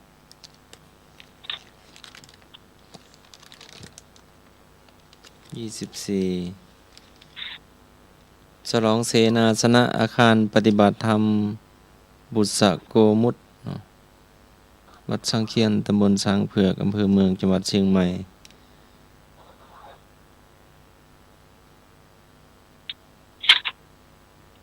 ตั้งแต่วันที่ 23 แล้วก็วันที่ 24 เนาะ ได้อยู่คนหนึ่ง แม่บัวคำจันลอยเจ้าแม่จะยอดหัวอยู่ดีสบายก่อนจะได้ส่งเสียงให้กำเนิดเพ เอ ราะ อ ว่า จะรอจ้ะ ไม่ได้ยินเสียงเพ่นเหมินแล้วนะ เออผมไม่บูกับก้อมเหรอ ไม่บนเพิ่นยังส่งไลน์ให้หน่อยกะ ครับ แต่ไม่บอกว่าคำจันลอยเนี่ยเพิ่นเคยโทรมาแล้วก็แอปไปเหมือนแล้วก็เอากระหงข่าวเพิ่นเลยให้อยู่สุขสบายดีก่อนเนาะ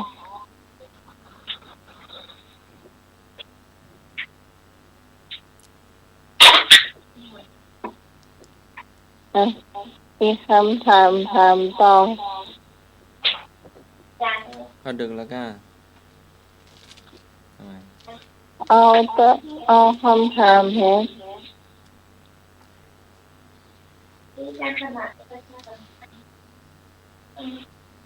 เอาแฮมกัน อืม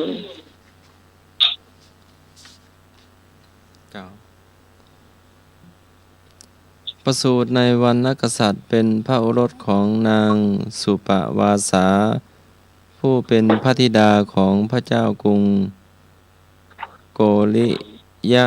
จำเดิมปฏิสนธิในครรภ์ของพระมารดานาน7 ปี 7 เดือน 7 วัน ก็ไม่ได้ทำพระมารดาให้ทรงพระลำบาก แต่ทรงกลับทำให้พระมารดาสมบูรณ์ด้วยลาภสักการะด้วยอำนาจพุทธานุภาพเมื่อครบกำหนดจึงประสูติโดยง่ายเหมือนน้ำไหลออกจากหม้อน้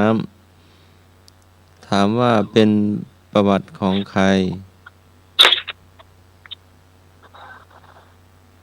ก็ ของพระศรี อ้าวเลือกเลย เป็นสมัครว่าไปเลย ก็พระศรีวลี ขอพระโมคคัลลานะ ขอพระอานนท์ ค่ะพระศรีวลีค่ะ ศิวลีเนาะ ค่ะ จ้ะไม่ต้องไป มีข้อช้อย คิดว่าให้ซื้อดี อ๋อจำได้ดีเนาะ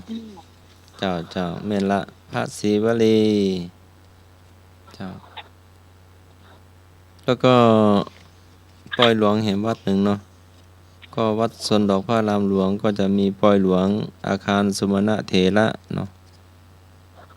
ก็วันที่14 15 16 17เนาะประมาณ3 วัน 4 วัน อืม เจ้าก็อาคารสมณะเถระก็สร้างมา4 5 6 ปีแล้วกันจนได้สำเร็จแล้วเนาะเจ้าก็หลายๆวัดเนาะหลวงพ่อโตก็ดูแลแล้วก็ช่วยไปร่วมบุญเนาะ ครับ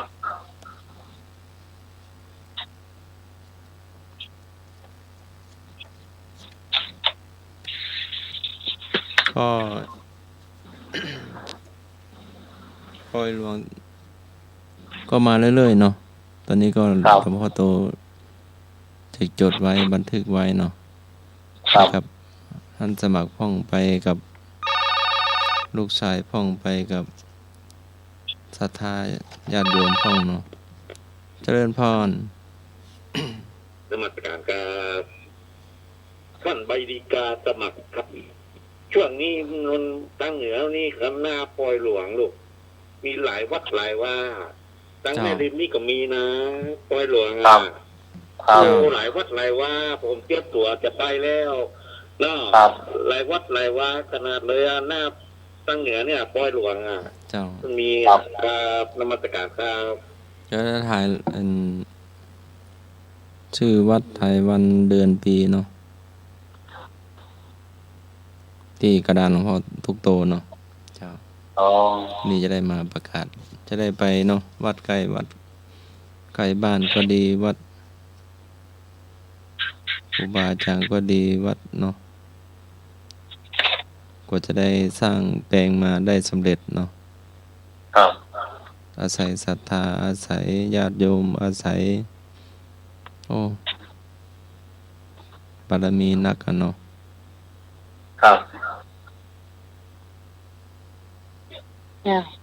แสดงความยินดีด้วยก็ไปเนาะเจ้าก็ต่อไปเป็นเหล่าเชี่ยเนาะมีเชี่ยก็เราเชี่ยพี่กรณ์ไม่มีพี่กรณ์ฟังอย่างเดียวก่อนเล่าที่จ้างถ้าเราขวัญนี่จ้างอยู่ถ้าเราเดือดจ้างหานี่เป็นกำเมืองเหรอจ้างหรอหานี่เป็นกำเมืองหรือเป็นอะไรอย่างแม่กำเมืองครับกำเมืองกะครับก็เห็นเน้นนัดโคดให้เน้นดีโดกะเรียกจะได้กะหาวะกำเมืองหรอมิ่งให้น้องวะครับมันบ่ใจคำหยาบบ่ใจคำอันนี้เนาะบ่ใจคำหยาบว่าหานี่มันลึกมาง่ายๆล่ะมันเรื่องมาอะไรบ่มีหางเสียงบ่มีกำเมืองนี่บ่ใจคำหยาบเนาะใช่ครับกำมันหาอย่างนี่หูละหานี่หูละแล้วมาครับเนี่ยห้อง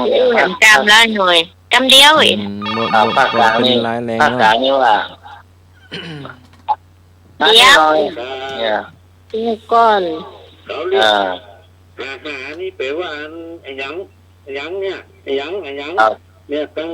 กลางเนี่ยเขาเรียกไอ้หยังแต่ตั้งเหนือนี่หาไอ้หยังเนี่ยแม่ถ้าละอ่อนหาใส่ผู้ใหญ่นี่ดีก่อนหรือว่าบองเหมาะก่อนหรือว่ายังบ่เหมาะบ่ควรใจผู้ใหญ่ก็ใจธรรมะครับผมถ้ารอเดี๋ยวนี้ครับถ้ารอรุ่นแรงๆนี่หารุ่นไอ้หน่อยนะคะรุ่นโหนี่รุ่นหา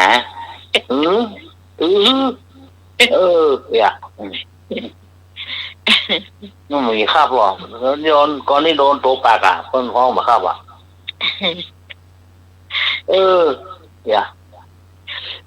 ป้าพี่กรณ์เขาพูดแก่ๆค่าๆไอ้วะนั่นเป็นพูดอย่างหรอก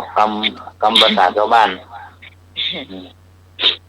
แต่ก็ไม่ได้หยาบนะไม่ใช่หยาบครับลูกโหนี่มัน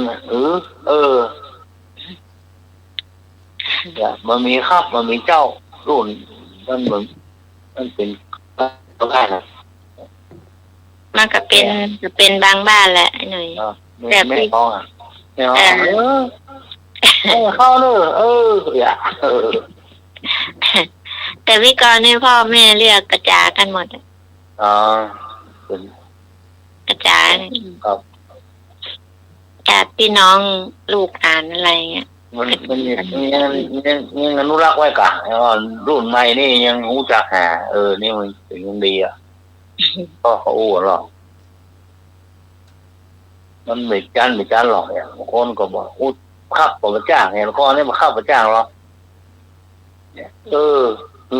ย่าจะพูดจะพูดผมครับนี่อายปากเนาะอู้ประจ้าง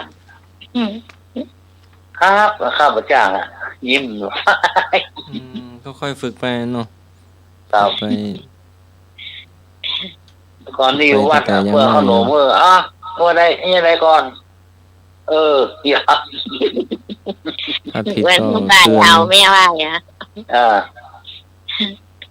พอหลังครับเนอะอย่านี่ปะท้องขยับปึ๊กขยื้อปึ๊กจ้าพอ2 ปีอ่ะนมัสการครับมาละครับนี่เขาอายลูกครับเจ้านี่เขาอายเขาบางครับบางเจ้าอย่างสักอย่างเนาะได้หรอนี่เขาเนี่ยยกมือไหว้นี่ก็พอแล้วเนี่ยยกมือไหว้เขาโอ้ไม่บัดจ้างเราก่อนเนี่ยเอามือซ่อนตะหลังบ่เดี๋ยวไปก่อนเล่าเชื่อฟังเนอะอายุมาละอันนี้เขาเล่าให้ฟังมามันเมื่อนานแล้วเนาะเชื่อทหารเนี่ยทหารโคราชเนี่ยครับเขาฝึกทหารกันอยู่ดีๆเขาก็เรียกทหารอันนั้นมันชื่อจ๋าเนาะพลทหารจ๋าอีกล่ะเขาเรียกชื่อเขาออกมาคนเดียวจ๋าอะไรเงี้ยทีหลังอย่าจ๋านะจ้าว่ะทหารบอก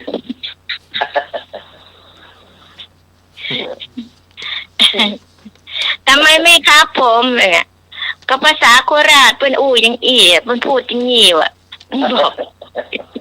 เสียงย้อนเลยหรอโคราชบ้านเองอันนั้นโคราชเป็นพูดอย่างงี้ว่ะเป็นบอกเป็นเรียกพลทหารอันนั้นมันสิจะเป็นอันกระเตยน้อยๆนะก็เลยจ่ายกูฝึกมาว่าทีหลังอย่าจ๋านะจ้าอะไร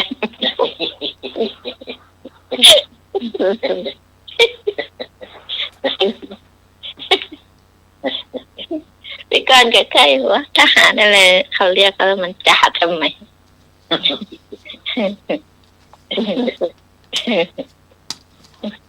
แต่เลิกเดี๋ยวเขาเล่าให้ฟังจ่าเลยเหรอโอ้มาตึงดิ้งแบงหนองดิ้งดงดิ้งมาดิ้งแบบ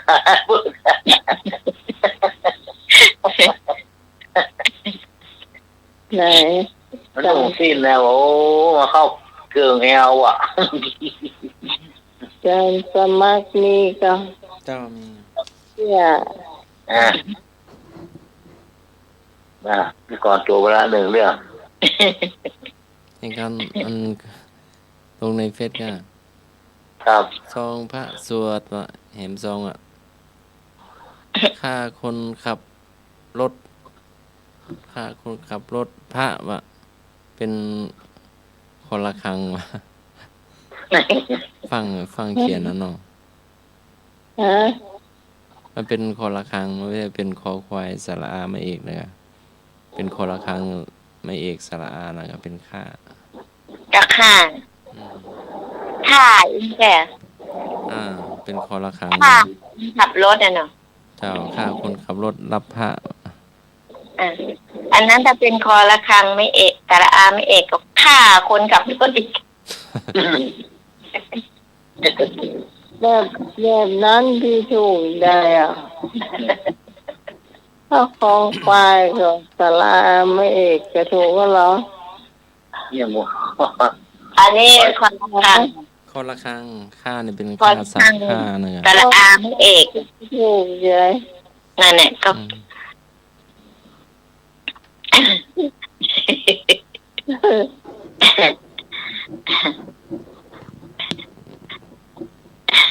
ค่าของคนมีสักบาทอ่ะ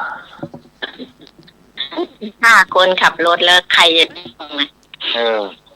เออ เป็นว่าถ้า ค่าเนาะ ถ้าคนขับรถแล้วเขาได้ยิน ให้เขียนมุ้ยเนาะ อย่าก่อนถ้า ให้เขียนมุ้ย ว่าค่า การครับ อ่า ยัง เจ้า เพลงเนี่ยกันฆ่าให้ตายฆ่าให้ตายมีทำไม ร้อย ไว้ อย่ามันจะต้องเขียนเอาไว้ไง อันนี้เข้าใจนะอันนี้เหมือนค่าข้าวค่าของอะไรเงี้ย อืม ค่าอันน้ำเต้าหู้ไอ้หน่วยเต้าใดมันก็ ตัวร้อย อันนี้ค่าของซื้ออย่างนี้ค่ะ ครับ ถ้าค่าขอละครั้งนี่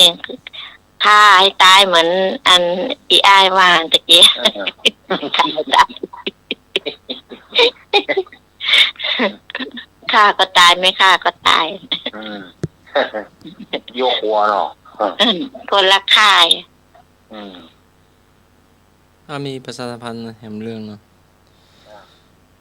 ขอเชิญศิษยานุศิษย์และคณะศรัทธาร่วมงานทำบุญคล้าย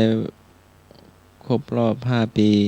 วันคล้ายวันมรณภาพพระอาจารย์ภัสกร ภูริวัฒโน ภาวิไลยในวันเสาร์ที่ 14 มีนาคม 2569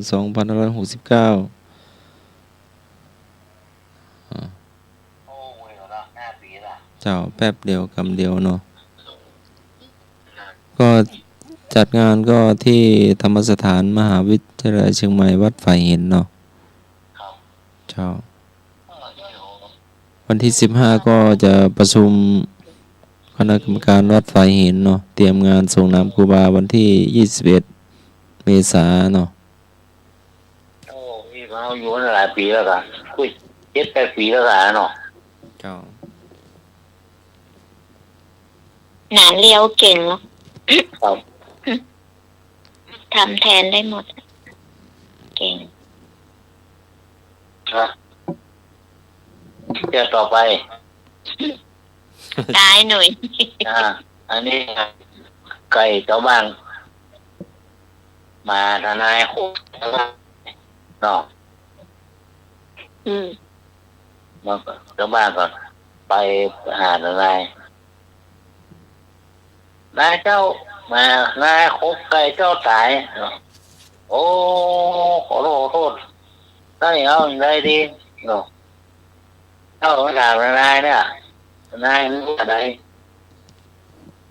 อ๋อทนายใจายเนาะได้500นี่หรอวะนะโอ้500มันถูกเอาไปหรือไงเนาะเพิ่มน้อย100หรอ600หรอ600หน่อยอ่ะโอ้จะดี600นายใจ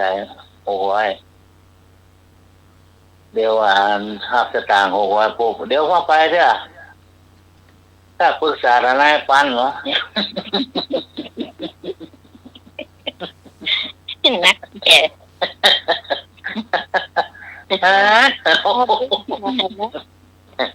เอาไก่เขาตายเอาไปที่มาปรึกษาบ่เป็นเขาเป็นเสียงเนี่ย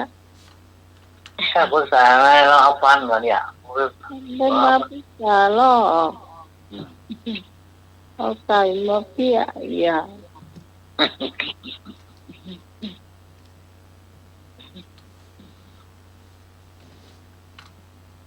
อันนั้นนี่หัวหมอเนาะ โอ้ง่ายอ่ะกระดาษ10 บาทอ่ะที่สอบก็5 บาทอ่ะ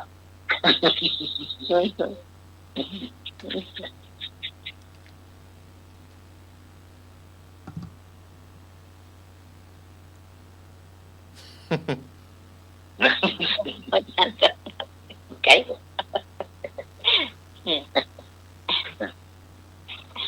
ทนายโคไปเจ้าบ้านไปปรึกษาทนายทนายนั่งออฟฟิศเย็นตกต่างใจแล้วเรียกว่า ทีนี้เจ้าไปโอ้ไปได้เลยถ้าปรึกษาหน้าไม่ได้หรอจะได้แข่งเพิ่ม400มาตรการครับ ครับผม สมัยนี้เป็นเงินหมดอะเนี่ย เนาะ เอาหมดอะเงินอะต้องเอาเงินค่ะเนาะสมัยนี้เงินหายากขนาดแล้วเนี่ยเราต้องเอาเงินกับกรรมการครับ ครับ เงินหายากจ้ะเพราะว่ามันไม่ได้ตกอยู่ข้างถนนหรอกเหงื่อไม่ออกมันตึงไม่ได้ ใช่หรอ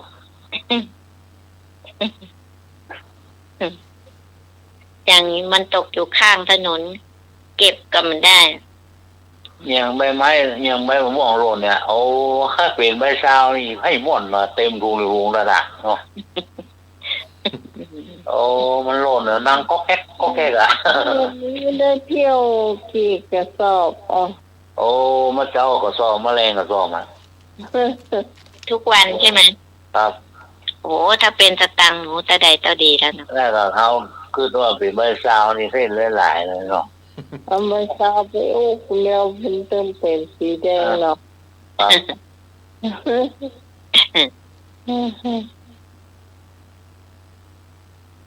ซาไปอุกเป็นสีแดง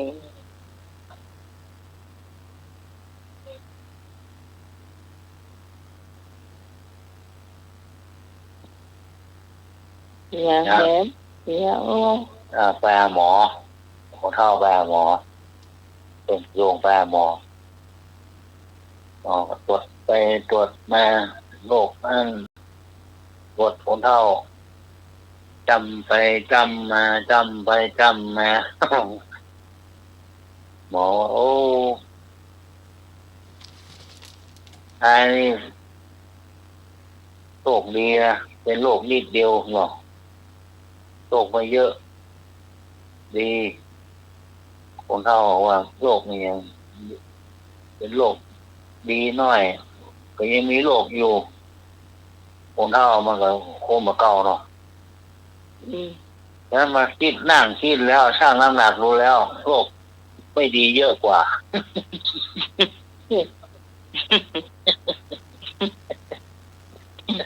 ก็เก่งเนี่ยเนาะ แล้วมันคิดถ้ามันนั่งคิดแล้วหมอมันช่างน้ำหนักดูนะมันจะเยอะกว่าไม่ดี ก็เก่งนะ คนก่อนมันโอ้ยไม่ว่าคิดแล้วมันจังน้ำหนักดูแล้ว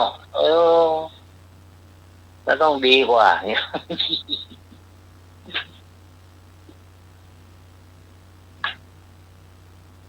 มาอย่างออกไป เนี่ยกบมันยังชอบกินยังกบ ไอ้อย่างกบไอ้อย่างกินอย่างกบ กบอะไรชอบกินอะไรกบอ่ะ กบอ่ะ ครับ ผัก ไม้ บุ้ง นะ มากินผักบุ้ ไม้ ง กบชอบกินอะไร ไม้ ไม่ถูก กบใส่ ผัก ไม้ บุ้ง อะ ก็ไม่ถูก กบกินเดือนนะกะไอ้หน่อย ครับ ใช่ไหม ครับ กินเมื่อ2-3 วันเนี่ยเนาะ ครับแม่นค่ะ กบกินเรียนนะ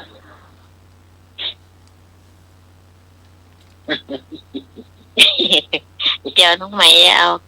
ดินจีหักเกลืองเลยเนี่ยเดี๋ยวแฟนพันธุ์แท้เอาไม้เนื้อ3น่ะ ยังมีบนฟ้าก็ กินเดือน เนี่ยฟังว่านะกบกินเดือนแล้วว่าเนี่ย กินเดิน เมื่อ2-3 วันนี่ไงเพราะว่ามันกินตั้งแต่บ่าย3 โมงอ่ะด้วยก่อนไม่เห็นตอน ยัง แม่มาคายวันออก ยังตอน จ้า มันเริ่มตั้งแต่ทุ่มปลายมัน6 โมงปลายนี่มันยังมี อันนี้พี่ตอนค่ำ อยู่เลย นมัสการครับเขาเรียกจันทคราชครับ อ๋อกันตะขาด ไม่ถูก เรียกไม่เต็มชื่อ โอ้มัน กัน ก็ เรียกใหม่ เรียกไม่เต็มชื่อ ผมดูตุ่มอยู่มันมีออกเลยตุ่มเนี่ย ที่เราเรียกสุริยปราคาไม่ใช่กันตะขาดสมัยเด็กบอก เนี่ยล่ะที่ว่าถ้ามัดต้นไม้ต้นตอกนอกหน่วยออกทองนี่ล่ะแม่นบอก เอาเปิ้นไอ้หน่วยเคาะกระเป๋าสตางค์ก่อนล่ะรวยเคาะกระเป๋าสตางค์ก่อนล่ะ อ๋อ เพื่อนบอกให้เคาะกระเป๋าสตางค์เคาะต้นไม้ อ๋อ สมัยที่ก่อนเป็นเด็กๆเนาะพ่อบอกอันเขายิงจุดประทัดกันมั่งยิงปืนมันสมัยก่อนนี่ปืนลูกซองพ่อเขามีปืนลูกซองยาวอย่าง ครับ ไอ้นัดใหญ่ๆที่มันสีแดงๆน้อยหน่อย อ๋อ พ่อยิงปืนฟ้าว่าพ่อยิงปืนทำไม เป็นว่าอัน เดี๋ยวเพิ่นไม่ยอันนะ จ้ะ มาตรการก็ นั่นก็หมายความนี้ว่า ต้องวันตรการล่องก่อนปีใหม่ปีใหม่เนี่ยวันตรการล่องเนี่ยเป็นเคาะต้นไม้เคาะกะละมังเคาะอย่างต้นไม้คือจะน่าก็ยิงปืนก็ได้เนอะวันตรการล่องเนี่ย เป็นจีประทัดแล้วเพื่อนจะเอากระป๋องลากเดี๋ยววันหลังสังขารล่องตอนพี่กรณ์มาอยู่ ตามร้องเองเนาะ พี่กรณ์ว่าเขาลากทำไมอะเสียงกับไอ้กระป๋องนมเป็นพวงจะเป็นวงพวงมา บ้านเนาะสมัยก่อนมันเนี่ยมันรุ่นออยเนี่ยแต่ อืม ว่าเดี๋ยวรุ่นนี่มันใหญ่หมดแล้วเนาะ ครับ ได้ลูกได้เมียกันไปหมดละ อืม ถ้าสมัยก่อนมันเขายังวัยรุ่นอยู่หรอก ครับ รถตัวกันเป็นแลบ อืม ไม่ใช่หมอกกันนะ อืม รับปี๊บนี่ เนาะ แล้วก็ปี๊บ โอ้ปีบมาไปเส้นๆแล้วเนาะ แล้วก็อันมีอหย่างก็แกลลอนน้ำมัน โอ้ แกลลอนน้ำมัน มาปองห้อยไปเส้นว่าล่างเนาะ พี่เห็นพี่มาอยู่พี่เห็นก็เอากระป๋องนมเนี่ยร้อยยังไงแล้วเขาก็ลากก็ลงกุ้งกิ๊กก็ลงกุ้งกิ๊กตอนมาอยู่ตรงไหนไปมึง กันเดียวหรอกถ้ามีบ้านคนนะเขาเยอะเสียนี่ อื ถ้าม มีบ้านคนไม่ได้เขาเริ่มวางละ ครับ ลงคงค้างเขาลงคงค้าง ก็กระมวลแถวนั่นนะ ได้ เขาแหละอันจนกระทั่งอันมีวันหนึ่งอะก็น้องอ่ะเขาไม่พอสักกรรมมันสู้ไปหลานไปโอ้หรือว่าหลานตัวเก่าเจ้า อืม ป่าไผ่ก็มีดอนตันก็มีโอ้ตายจะขอเตยเนาะวันเดียวใจเขาก็พ่อโมเขาว่า โอ้โหลายเหี้ยนะอันกระป๋องไอ้นั่นน่ะน้ำมันนั่นแหละแกลอนน้ำมันโอ้คงดังอย่า อืม โอเคคนหนึ่งเขาซ้อนสองหรอกยอดกันหนึ่งสองคนยอดกันหนึ่งสองคนเนี่ยโอ้ นี่แหละคือโลกเราเนาะ แบบบ้านเนี่ยเราคือว่าบ้านดอนตันมันเป็นสี่เหลี่ยมเลยอะ อืม จากฟันเมืองมาหนาวัดจากหน้าวัดก็โฟดไปนอกเหนือไปนอกใต้ก็โฟดไปเมืองก็มาหน้าวัดเนี่ย อยู่เนี่ยไงอย่ามายุ่งตลอดมันนี้แต่ขอยาวันเดียวไม่ได้นะ อ๋อ วันเดียววันจะขาหลงอ่ะ ปีประสบปีเนาะ ต้มตำ ปฐมแต่ในสนักจะเป็นคนใดยืมเจ้ากวาดตะล่างกลางกว้างที่คนจีเขากวาดสมัยก่อนน่ะลูกเจอเจ้าเหนื่อยอ่ะพอสังขารหลอกพอไม่ได้หายสักเสื้อตอนนี้พอได้หรอโอ้มันมีจังไหนก่อนคนเราอ่ะลูกเจ้าพอกระถานร้องเลยว่ะโอ้พอเด้อว่ะอย่าสูบบุหรี่เหี้ยฟ้องพ่อหน้าต่างฟ้องพ่อในกันได้ก็ต้องมาหันคนเท่าจุดละอ่อนว่าแต่วันนี้ใครเขาเที่ยวบ้านเที่ยวจองหรอกแม่นเมื่อมันสะอาดเนี่ยนี่ผลจัดดีนะสอนก็ดี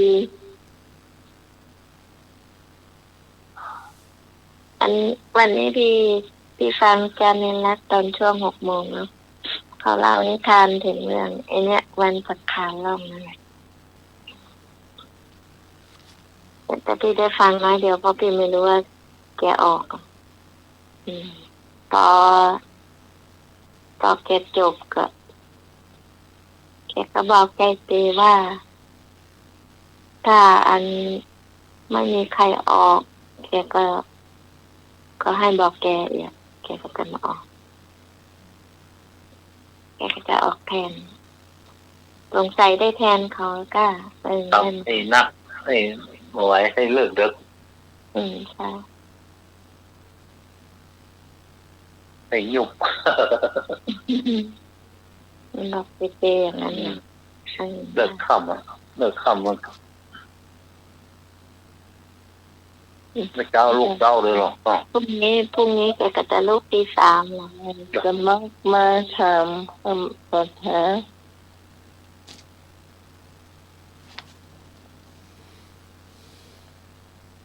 สี่ขาตามมน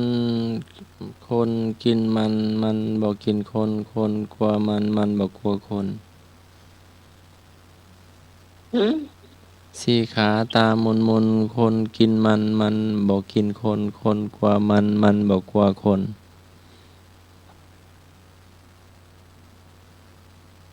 มันมีคำตอบสี่ขา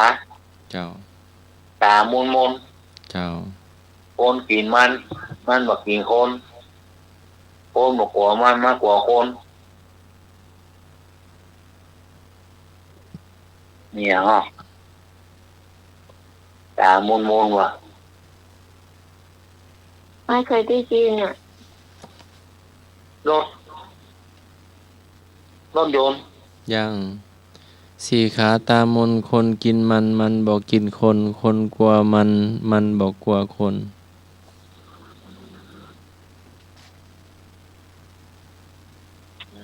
มันกินคนกันไอ้หน่อยโอเคมาตรการครับวัวควายเนี่ยกันเนาะวัวควายกันวัวควายเนี่ยเอากินมันน่ะเอากินลาบหรอเนี่ยเอามาทำลาบ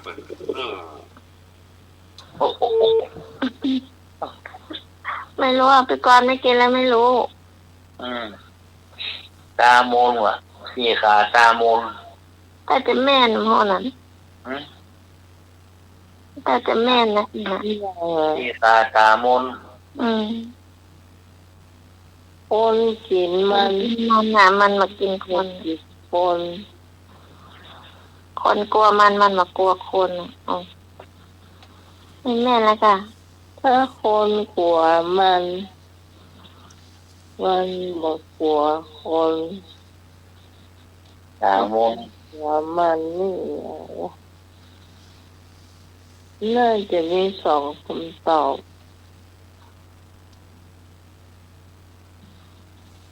ของกินนะของใจจันของกินนะตัวใหญ่ตัวน้อยค่ะ บางตัวเท่า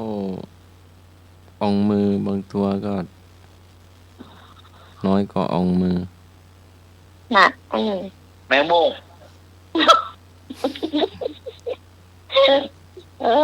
เป็นไง แมงมุมแมงมุม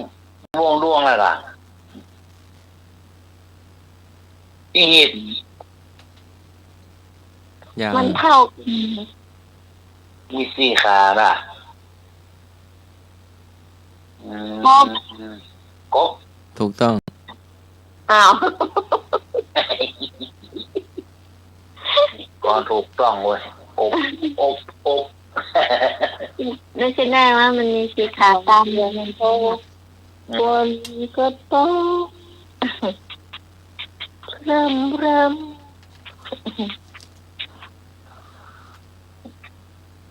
สองพี่น้องอยู่คนหลายดอย ใบหู นะ ใบหู ไม่โอ้หมอ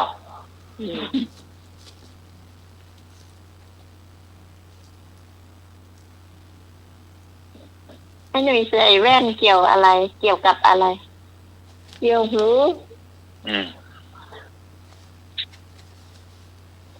เกี่ยวกับตา เกี่ยวหู เกี่ยวหูเนาะก้องหูเนาะ แต่ก่อนเป็นเด็กเขาถามใส่แว่นสายตาเกี่ยวกับอะไร แว่นสายตาคือเกี่ยวกับสายตา ไม่ใช่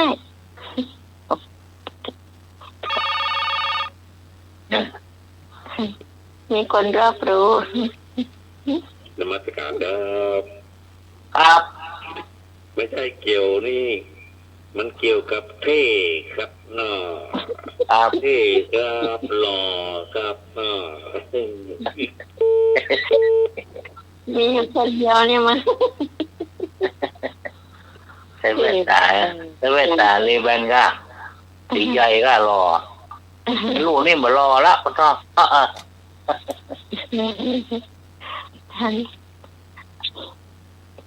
อันใส่แว่นตาเนาะแล้วทีนี้ใส่แว่นตาแล้วอันมันมองไม่ค่อยเห็น มันมีหญิงเรียนเนาะเพื่อนก็เอาไว้บนหัวน่ะอันพี่นีนะอันนี้พูดได้พี่นีที่ทำงานนะด้วยกันนะแต่ก่อนเห็นแว่นพี่ไหมวะมันก็หาในกระเป๋าก็ไม่เจอหาตรงไหนก็ไม่เจอเอาไว้บนหัว เดี๋ยวบอก พี่นีลองขับบนหัว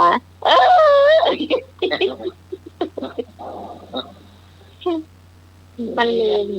น้องเนี่ย เนี่ยนี่เอาไปเติมน้ำมันโลดอ่ะถุงเติมน้ำมันโลดไปเต็มเรียบร้อยแล้วมากระแจมือสุกนิ้วมืออ่ะก็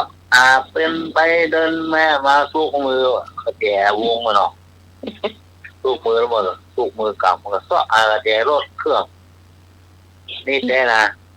ไม่ยิงมันซ้อน้อยกระแจแม่ก่อนเลยวะเดินมันโอ้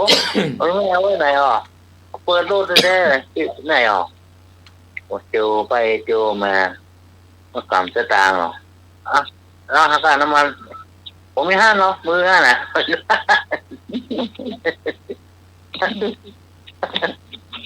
โอ้ยินดีเลยน้อยเลยบอกว่า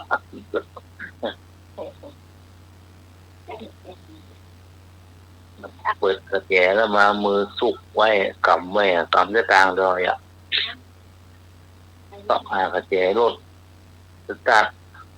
โอ้เดี๋ยวแวดไปแวดมาด้วยในนิ้วมือพวก คนที่เลิมเนาะมันเป็นที่เลิม ครับที่ลืม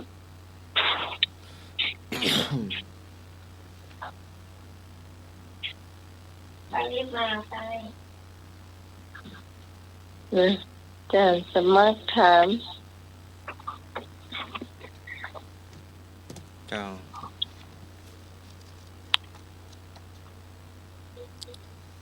กินข้าวง่ายแล้วยะหยัง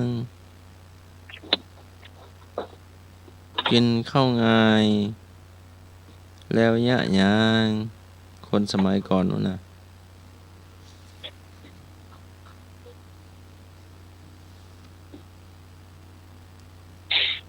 กินข้าวง่ายแล้วเนี่ยอย่างตัวเขี้ยว ลอกเตย จักตอก ประกาศ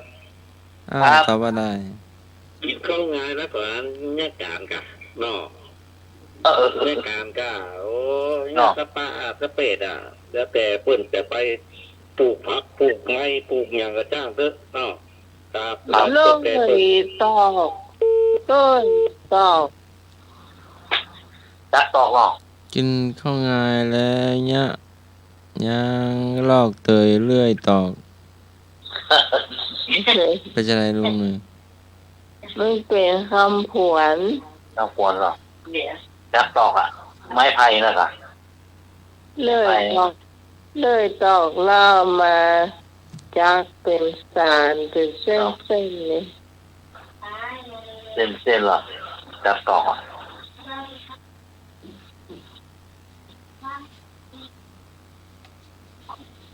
จักมูลค่าเป็นอาม่าคาเทียบอักปิ้งเยี่ยวย อีกข้างเท่าขุดหลุมอยู่ในดิน อีกข้างเท่าขุดหลุมอยู่ในดิน เอาที่ข้างเข้าคูหลุมเนี่ยยิน เจ้าเนี่ยที่เหตุการณ์ปัจจุบันเนี่ยก่อนหน้านี้ก็มีประเดี๋ยวนี้ก็ยิ่งมีเนาะอย่างที่เอาคนหลบหลุมภายในหลุมวะ ครับไม่หรอกที่ข้างเข้าโอ้ตายกันดูเพื่อนเนาะ สงครามอะไรอย่างเงี้ย ครับ น้ำมันต้องเอารถมาเติมเนาะ ครับเนี่ยเดือดร้อนคน2 คนเนี่ยอาการ แจ้ง2 คน ทำ หร ให้ อก โลกเราต้องอันตรายเนาะ ครับตายหมดอ่อนเอิงกับตายหมดเรื่องของเราสงคราม น้ำมันที่เราใช้ทุกวันนี้ไม่ได้เอามาจากประเทศไทยเรากันหรือว่าไปเอามาจาก เบนซินหรือว่าดีเซล พวกเอามาจากเมืองนอกก็มีครับเมืองนอกก็มี ก็แค่เห็นคำว่าน้ำมันในไทยเราเยอะ แล้วมันในไทยเราก็มี แต่ว่าโรงกลั่นของเรามันมีเหมือนว่า รวมกัน โรงกลั่นน้ำมันดิบอ่ะต้องไปซื้อน้ำมันดิบมาหรอ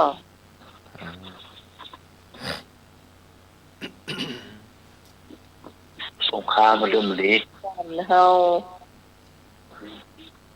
มีปูนนักเป็นเจ้า นั่นว่าเราคู่ท่าพิสูจน์ว่าสินทำไม่มาโลกาจะพังนะก็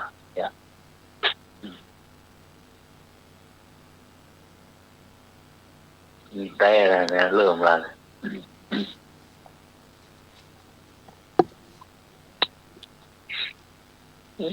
ต่อไป 10 หัวก้นเดียว 10 หัวก้นเดียว คนตัดผม ยัง 10 หัวนะก่อน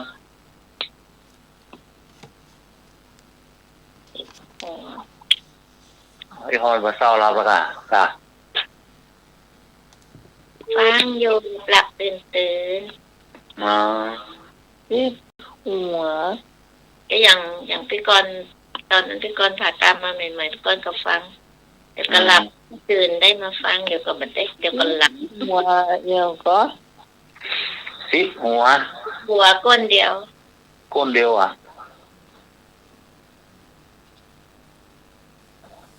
คนนั่งเก้าอี้ อีอีหัวคนเดียว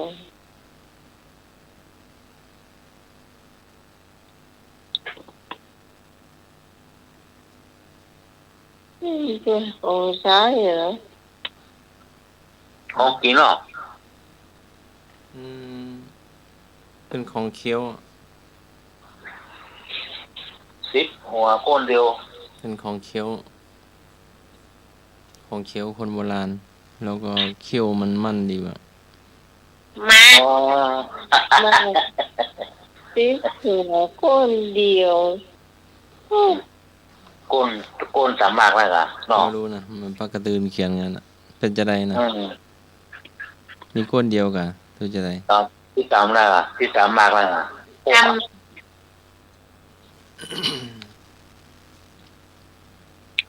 ตรงนั้นใส่นี่ใส่นั่นใส่ต่ำเนี่ย มันมีหลายอย่างนะเทียนมากเป็นสีแดงๆตับมากเนาะใบพูเนาะ ครับ มีพูเนาะเป็นอย่างเห็นไหม ำ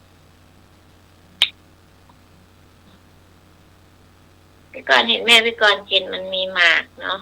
ครับ มีใบพลูแล้วก็มีปูนแล้วก็ มีเสี้ยนเลยเหรอเนาะเนาะ แล้วก็ เทียน ดิน มันแบบก็ อืม เทียนแล้วมันจะมีตับมากเนี่ย แล้วก็ ต้อง มี ใส่เอา มากครับ มันเกี้ยวมันแก้ไขรับขนาดเลยอะเกี้ยวหมากเนี่ยเนาะเกี้ยว อ๋อ หมากเนี่ยโอ้ลำโดยรบ อ่าย ายผมก็เกี้ยวหมากอ่ะยายผมมา ครับ เกี้ยวหมากติ๊กๆอ่ะน่ะยายอ่ะแก้ไขรับเลยอ่ะ อ๋อคนตะกอนไปกินมาก ไม่กินเจ้า ครับคนตะกอนไปกินมากเคี้ยวเต็มปากละ ใช่มือเกยลมจ้ะ ครับเอ้าเมาเลยเมาหัวกินเองเขากินหรอกเขาเคี้ยวแล้วเขาเนี่ยการอ่ะเนี่ยเขาแล้วก็เขาซื้อมาไม่ได้เต็มเป็นมันเป็นกำมันเป็นกำแล้วแปลงเมี่ยงเนี่ยนะแต่เขาเที่ยวกินนะเขากินเกินเดียวอ่ะวัดต่อกินแล้วเมาหัววัดต่อเมา มือตาบ่ได้อ่ะโอ้เล็ดตึกมากกว่าละเขาก็หัวกันตอนนั้นแค่หัวกันละเอามือหนูมือตาบ่คือเมาก็ตักนะ ตอนแต่ก่อนทำงานอยู่กรุงเทพทำก่อสร้างเนาะ ครับ จะมารับแม่ไปเที่ยวไปเที่ยวสักวัน2 วันเนี่ยก็เอามาส่งแม่ไม่ยอมไป เขาบอกว่าถ้าคือรถไฟนะตำรวจเห็นไม่ให้เคี้ยวหมากแล้วกว่าแม่จะไปถึงกรุงเทพแม่ก็จะเป็นลมแม่เคย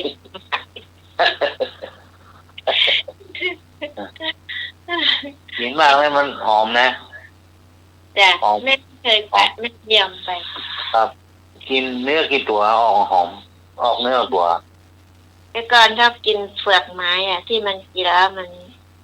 ฝาดๆอ่ะ โอ้กินแล้วมันก็มีแห้งเลยเป็นนะ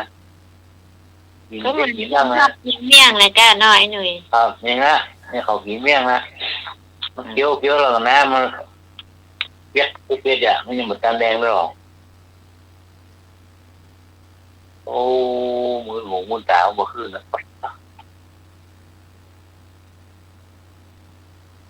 แล้วก็ดีเนาะคนสมัยก่อน ครับแล้วมันหอมเลยหอมออกปากออกคออ่ะ แม่ฟันไม่หักสักซี่นะหน่อย ครับฟันคนก่อนเนี่ยคนที่กินมานะฟันดำงามเลยครับ จ้ะแต่แม่เขาเอายาสูบเราเนี่ยหน่อย ครับ ยาเนี่ยเขาเอาสีนะ เมื่อ สีฟันแม่เขาไม่ดำอ่ะ ครับ แต่ตอนแม่เสียแล้วเผาอ่ะ ไม่เห็นมีเขี้ยวสักอันเลยนะไม่มีของพ่อเขา เขายังได้กันนะรู้สึกหลานก็ได้ นี่ต่ำเสียโคกต่ำตักเดี๋ยวโป่งมันถึงเบาอะแต่ปากอะไรอะ แม่ไม่ตำฮะไอ้หนุ่ยแม่เอาปูมาที่ใบโพนั่นน่ะ ครับ แล้วมันจะเอาเคี่ยว นี่เอาแม่ไม่ตำฮะ เดี๋ยวมีเนาะเกี่ยวได้เนาะ จ้ะมันเคี่ยวได้ เดี๋ยวมีอยู่ถ้ากินคนเท่าได้กินมากได้กินตัวบนหอมเลยหอมไหมออกเนื้อตัวหอม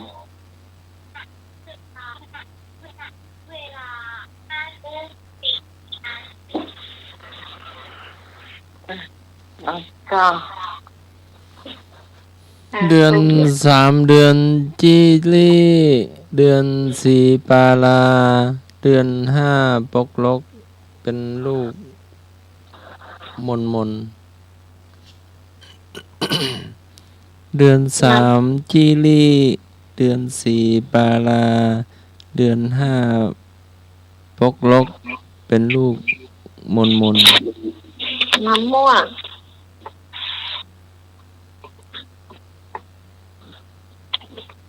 ย่าง พระจันทร์ ย่าง พระอาทิตย์ ย่างเดือน5ปกใจเก็บมาใจ ของกินหรือว่าของ ของใจมันแก่ก่อนนะ กะลามะพร้าวอ่ะ เปล่า เอาให้มันแก่ก่อน เปล่า ที่หน้าไม้เอาหนุนหัวจัดรายการน่ะ หมอน เขาเขางิ้วและดอกงิ้ว นิ้วดองนิ้วอะ โอ้น้ำมันมันนอนแบบนั้น เดี๋ยวนอนละที่ฟูนเข้าดัง นอนมอนเป็นเหลี่ยมกัน ครับก่อน6เหลี่ยมอะมอง6อ๋อ ก็หน้าไม้เอาวิทยุเป็นมอนกันเอาเนี่ย เอาเหมือนแบบพอไหวอ่ะมันจะมีตีคอตังหูตีคออะไร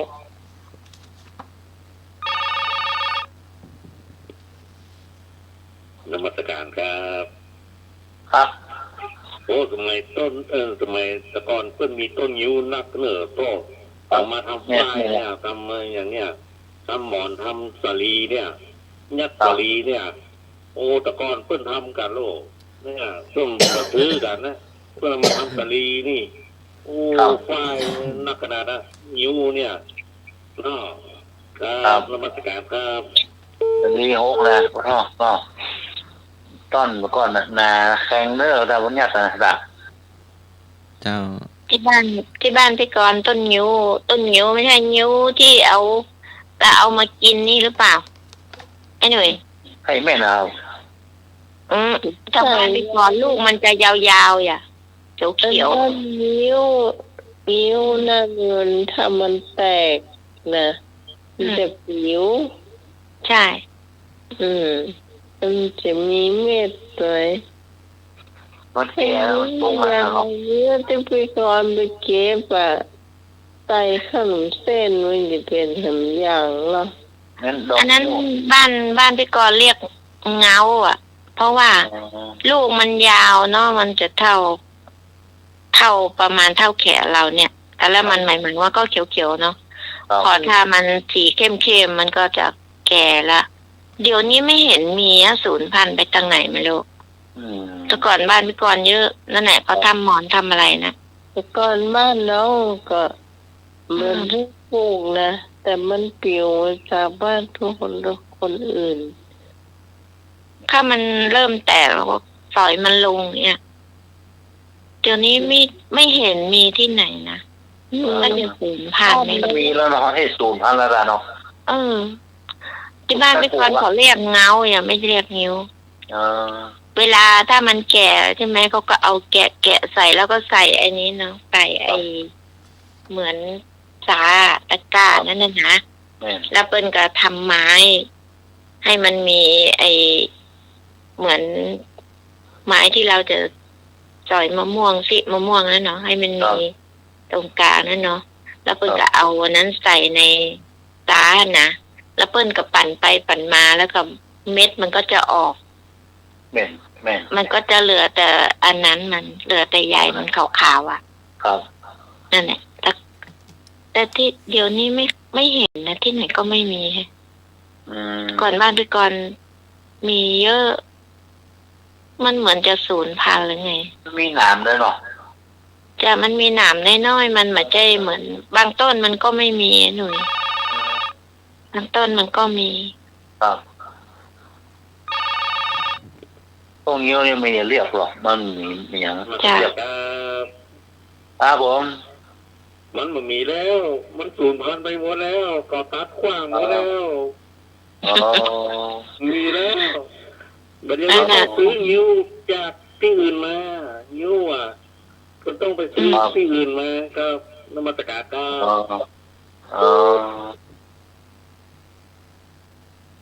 เออและของสมัยเก่าเนาะ ครับแม่น ตอนเป็นเด็กๆก็เห็นแม่ให้เอาเก็บถ้ามันพอเหลืองๆสีมันเข้มหน่อยแม่ก็จะให้สีเอาลง ครั แล้ บ วก็ตากไว้ พอมันแตกก็ แล้วก็เอาไม้บูมันแล้วก็แกะใส่ตาปั่นทำหมอนทำอะไรอย่างเงี้ย แจ็คหมอนนอนคอนนอนหมอนนอนนิ้วเลยโอ้ตะลีเนี่ยนอนตะลีเนี่ยสุกดีอ่ะก่อนนี้ ตอนหนูเคยนอนก่อนนี่หนูเคยนอนตะลีเลยนอนซาดอ่ะ อืม ซาดเขาลบปูนั่นน่ะ5 กับ ทั้งบ้านจานสมัครนั่นมีไหมคะ มีแต่ประเดี๋ยวมันเริ่มสูญพันธุ์หรือเปล่า ครับ น่ะ คนก่อนนี่นอนตะลีในห้องมีเงินนะเนาะตอนนี้นะคนได้นอนตะลีเนี่ยมีเงินละ เพิ่นยัดจนแน่น ครับ นอนซาดเนี่ยได้ค่ะนี่ซาดแย่งนะคุณท่า บ้านพี่กรณ์ไม่ได้นอนตากนอนอย่างสักอย่างให้เลย ถูดีๆแล้วก็นอนอันน่ะตากก็มานอน ไม่เป็นเลยค่ะว่าฝาก จ้ะไม่แม่น ไม่เป็นแน่นอน รีบถามคำถาม เดี๋ยวน้องไหมจะหลับแล้ว อัน จะมา เห็นฟังเสียงฟัง รีบถามคำถามมาเหลือ10 นาที ให้น้องต้นกล้วยให้น้องมัจจะถามพ่องเนาะหลับแล้วกัน หลับแล้ว มันจะหลับแล้ว สวดมนต์ก่อนน้องมัจจะสวดมนต์ไหว้พระเจ้าก่อน โดนโหมแล้ว อะไรนะผมก็ตอบแล้ว เร็ว เนี่ยกินเนี่ยขายเกาเสี่ยงมาขายเกาเสี่ยงเนี่ย น้ำแข็ง ฮะ น้ำแข็ง ถูกต้องเนี่ยยิ่งจุดเนี่ยยิ่งจุดลืมละ ปลิวไปแล้วปากกระตือนปลิวค่ะ ลืมละ ลงเป่าไปแล้ว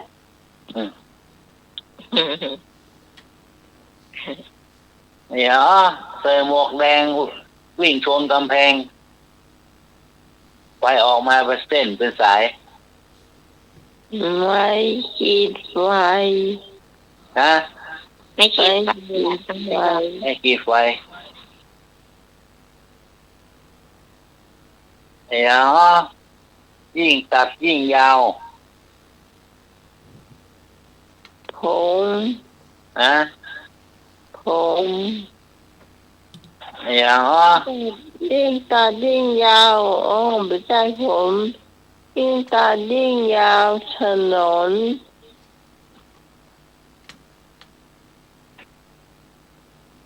อย่างอ๋อตอนเป็นหนุ่มยาว ตอนแก่สั้น สายตา สายตาเนาะ เจ้า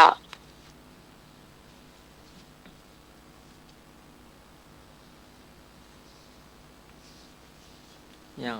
ตอนฝนตกตวงหนวดยุบยุบยุบ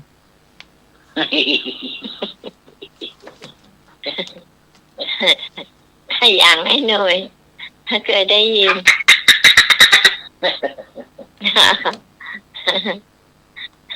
แม่อย่างฝนตกตัวหนวดตุ้งหนุบ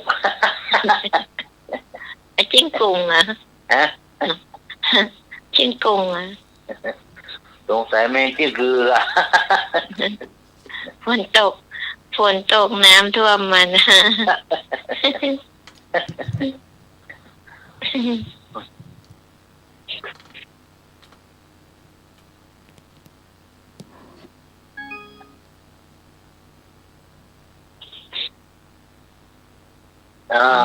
คือบอกเราเนี่ยสมองมาทำงาน โดนแฟนพันธุ์แท้จนไงเก่ง ต้น10 ล้อเอามันรถ3 ล้อปิ้นตะลีนโต๊ะเหมืองวะ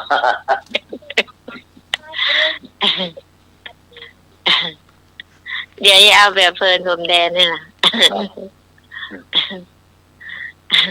รถบัสวิ่งมาว่ะถามว่ารถบัสเป็นอย่างมันเป็นอย่างสักอย่าง 3 ล้อบนถนน เอ็นดูไอ้นั่นเนาะ คนที่ขาถลอกอะตายไปเหรอ คนที่เอวขาดเลยลูกวิ่งไปตั้งไกล หัวขาดกระเด็นไปตั้งหลายเมตรมาตาย ไม่ใช่มันบอกว่าหัวขาดกระเด็นอะไม่รู้ว่าเป็นหรือตายแต่ลองสันนิษฐานเอาอะว่าเป็นหรือตายอะ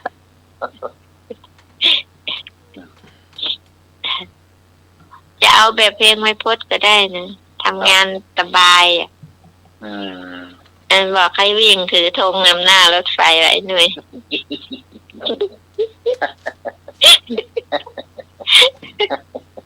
งานสบายอย่างเงินเดือนดีว่ะแต่ถามว่าให้ทำอะไรวะจะถือธงวิ่งนำหน้ารถไฟว่ะ แล้วที่อันเนี่ยมันสีเก่าอันเหมือนกันเนี่ยเนาะแล้วมันย่างไปเมินละออกไปเมินละอย่างอะออกไปหลายปีละแต่โหนอยู่ว่าหลอมหมดผู้ว่าดีละออกบนคอละอย่างแล้วปี2 ปีก็มาตรวจใหม่เองอะไปก็ไปนั่งมาป้าเรามันมานะไปป้ากันแต่งตัวดีกว่านะอย่ากองอยู่นะมันใส่เสื้อสีเนาะแล้วก็มาที่โรงยาแล้วมันป้าโอ้นั่งใกล้กันนี่ตักกันโอ้แล้วเพื่อนป้าเจ้าเมินแย่อย่างเดียวนี่หรอเพราะว่ามันแย่อย่างเนาะวินักวิจัยเตะฝุ่นนี่ว่านะวิจัยฝุ่นเนาะ ไม่มีการมีอะไรเนี่ยเตะวิจัยฝุ่นทรงเขาหรอกเนี่ยเราหมดปีกมาแล้วว่าแล้วมีเงี้ยอย่างเนาะทำธุรกิจส่วนตัวเนาะ โอ้เงี้ยอย่างแล้วธุรกิจส่วนตัวโอ้งานเบาๆเหมือนยากเนาะงานบ้านๆไปไหนไกลเนี่ยอย่างพอคิงคือพอแจ้งมาทำเลิกกิจส่วนตัวก็เข้าห้องน้ำเนี่ยครับเว้ยอย่างนี้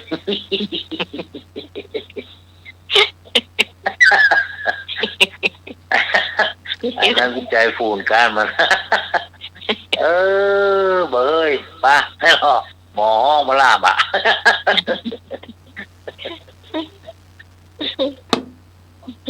วันเราใคร ให้หลับแล้วเนาะ หมอมาอีหรอโอ้โหอยู่ที่เดียวอ๋อมาหายแท้ๆหรอ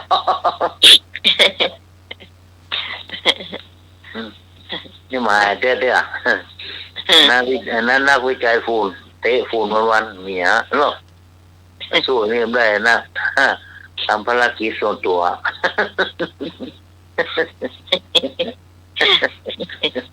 อยู่ก็อยู่ต้นเนอะก็เช้ารับกันเนอะ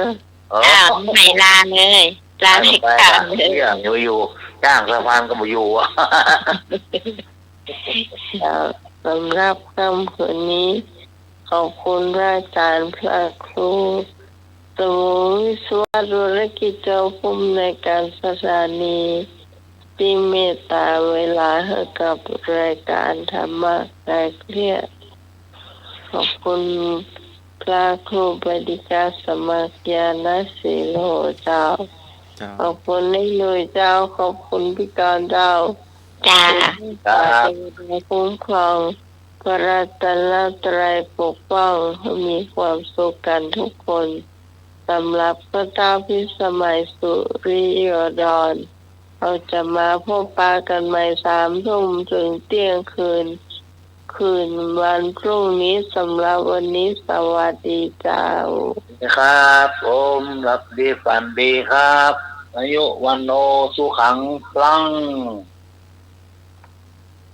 อัปปะเกปะเมทาวีปาทะเตนะวิ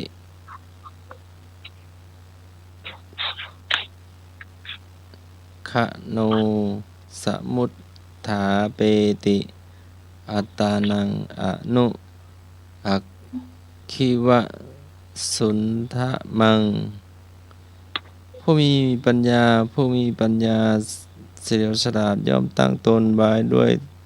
ต้นทุนแม้น้อยเหมือนคนก่อไฟน้อยขึ้นฉะนั้นพุทธกานิกายชาดกเอกนิบาตค่ำคืนนี้ก็ไหว้พระสวดมนต์แผ่เมตตาหลับเป็นสุขตื่นเป็นสุขขอโอกราบนมัสการและเจริญพรขอบคุณค่ะนมัสการค่ะสาธุ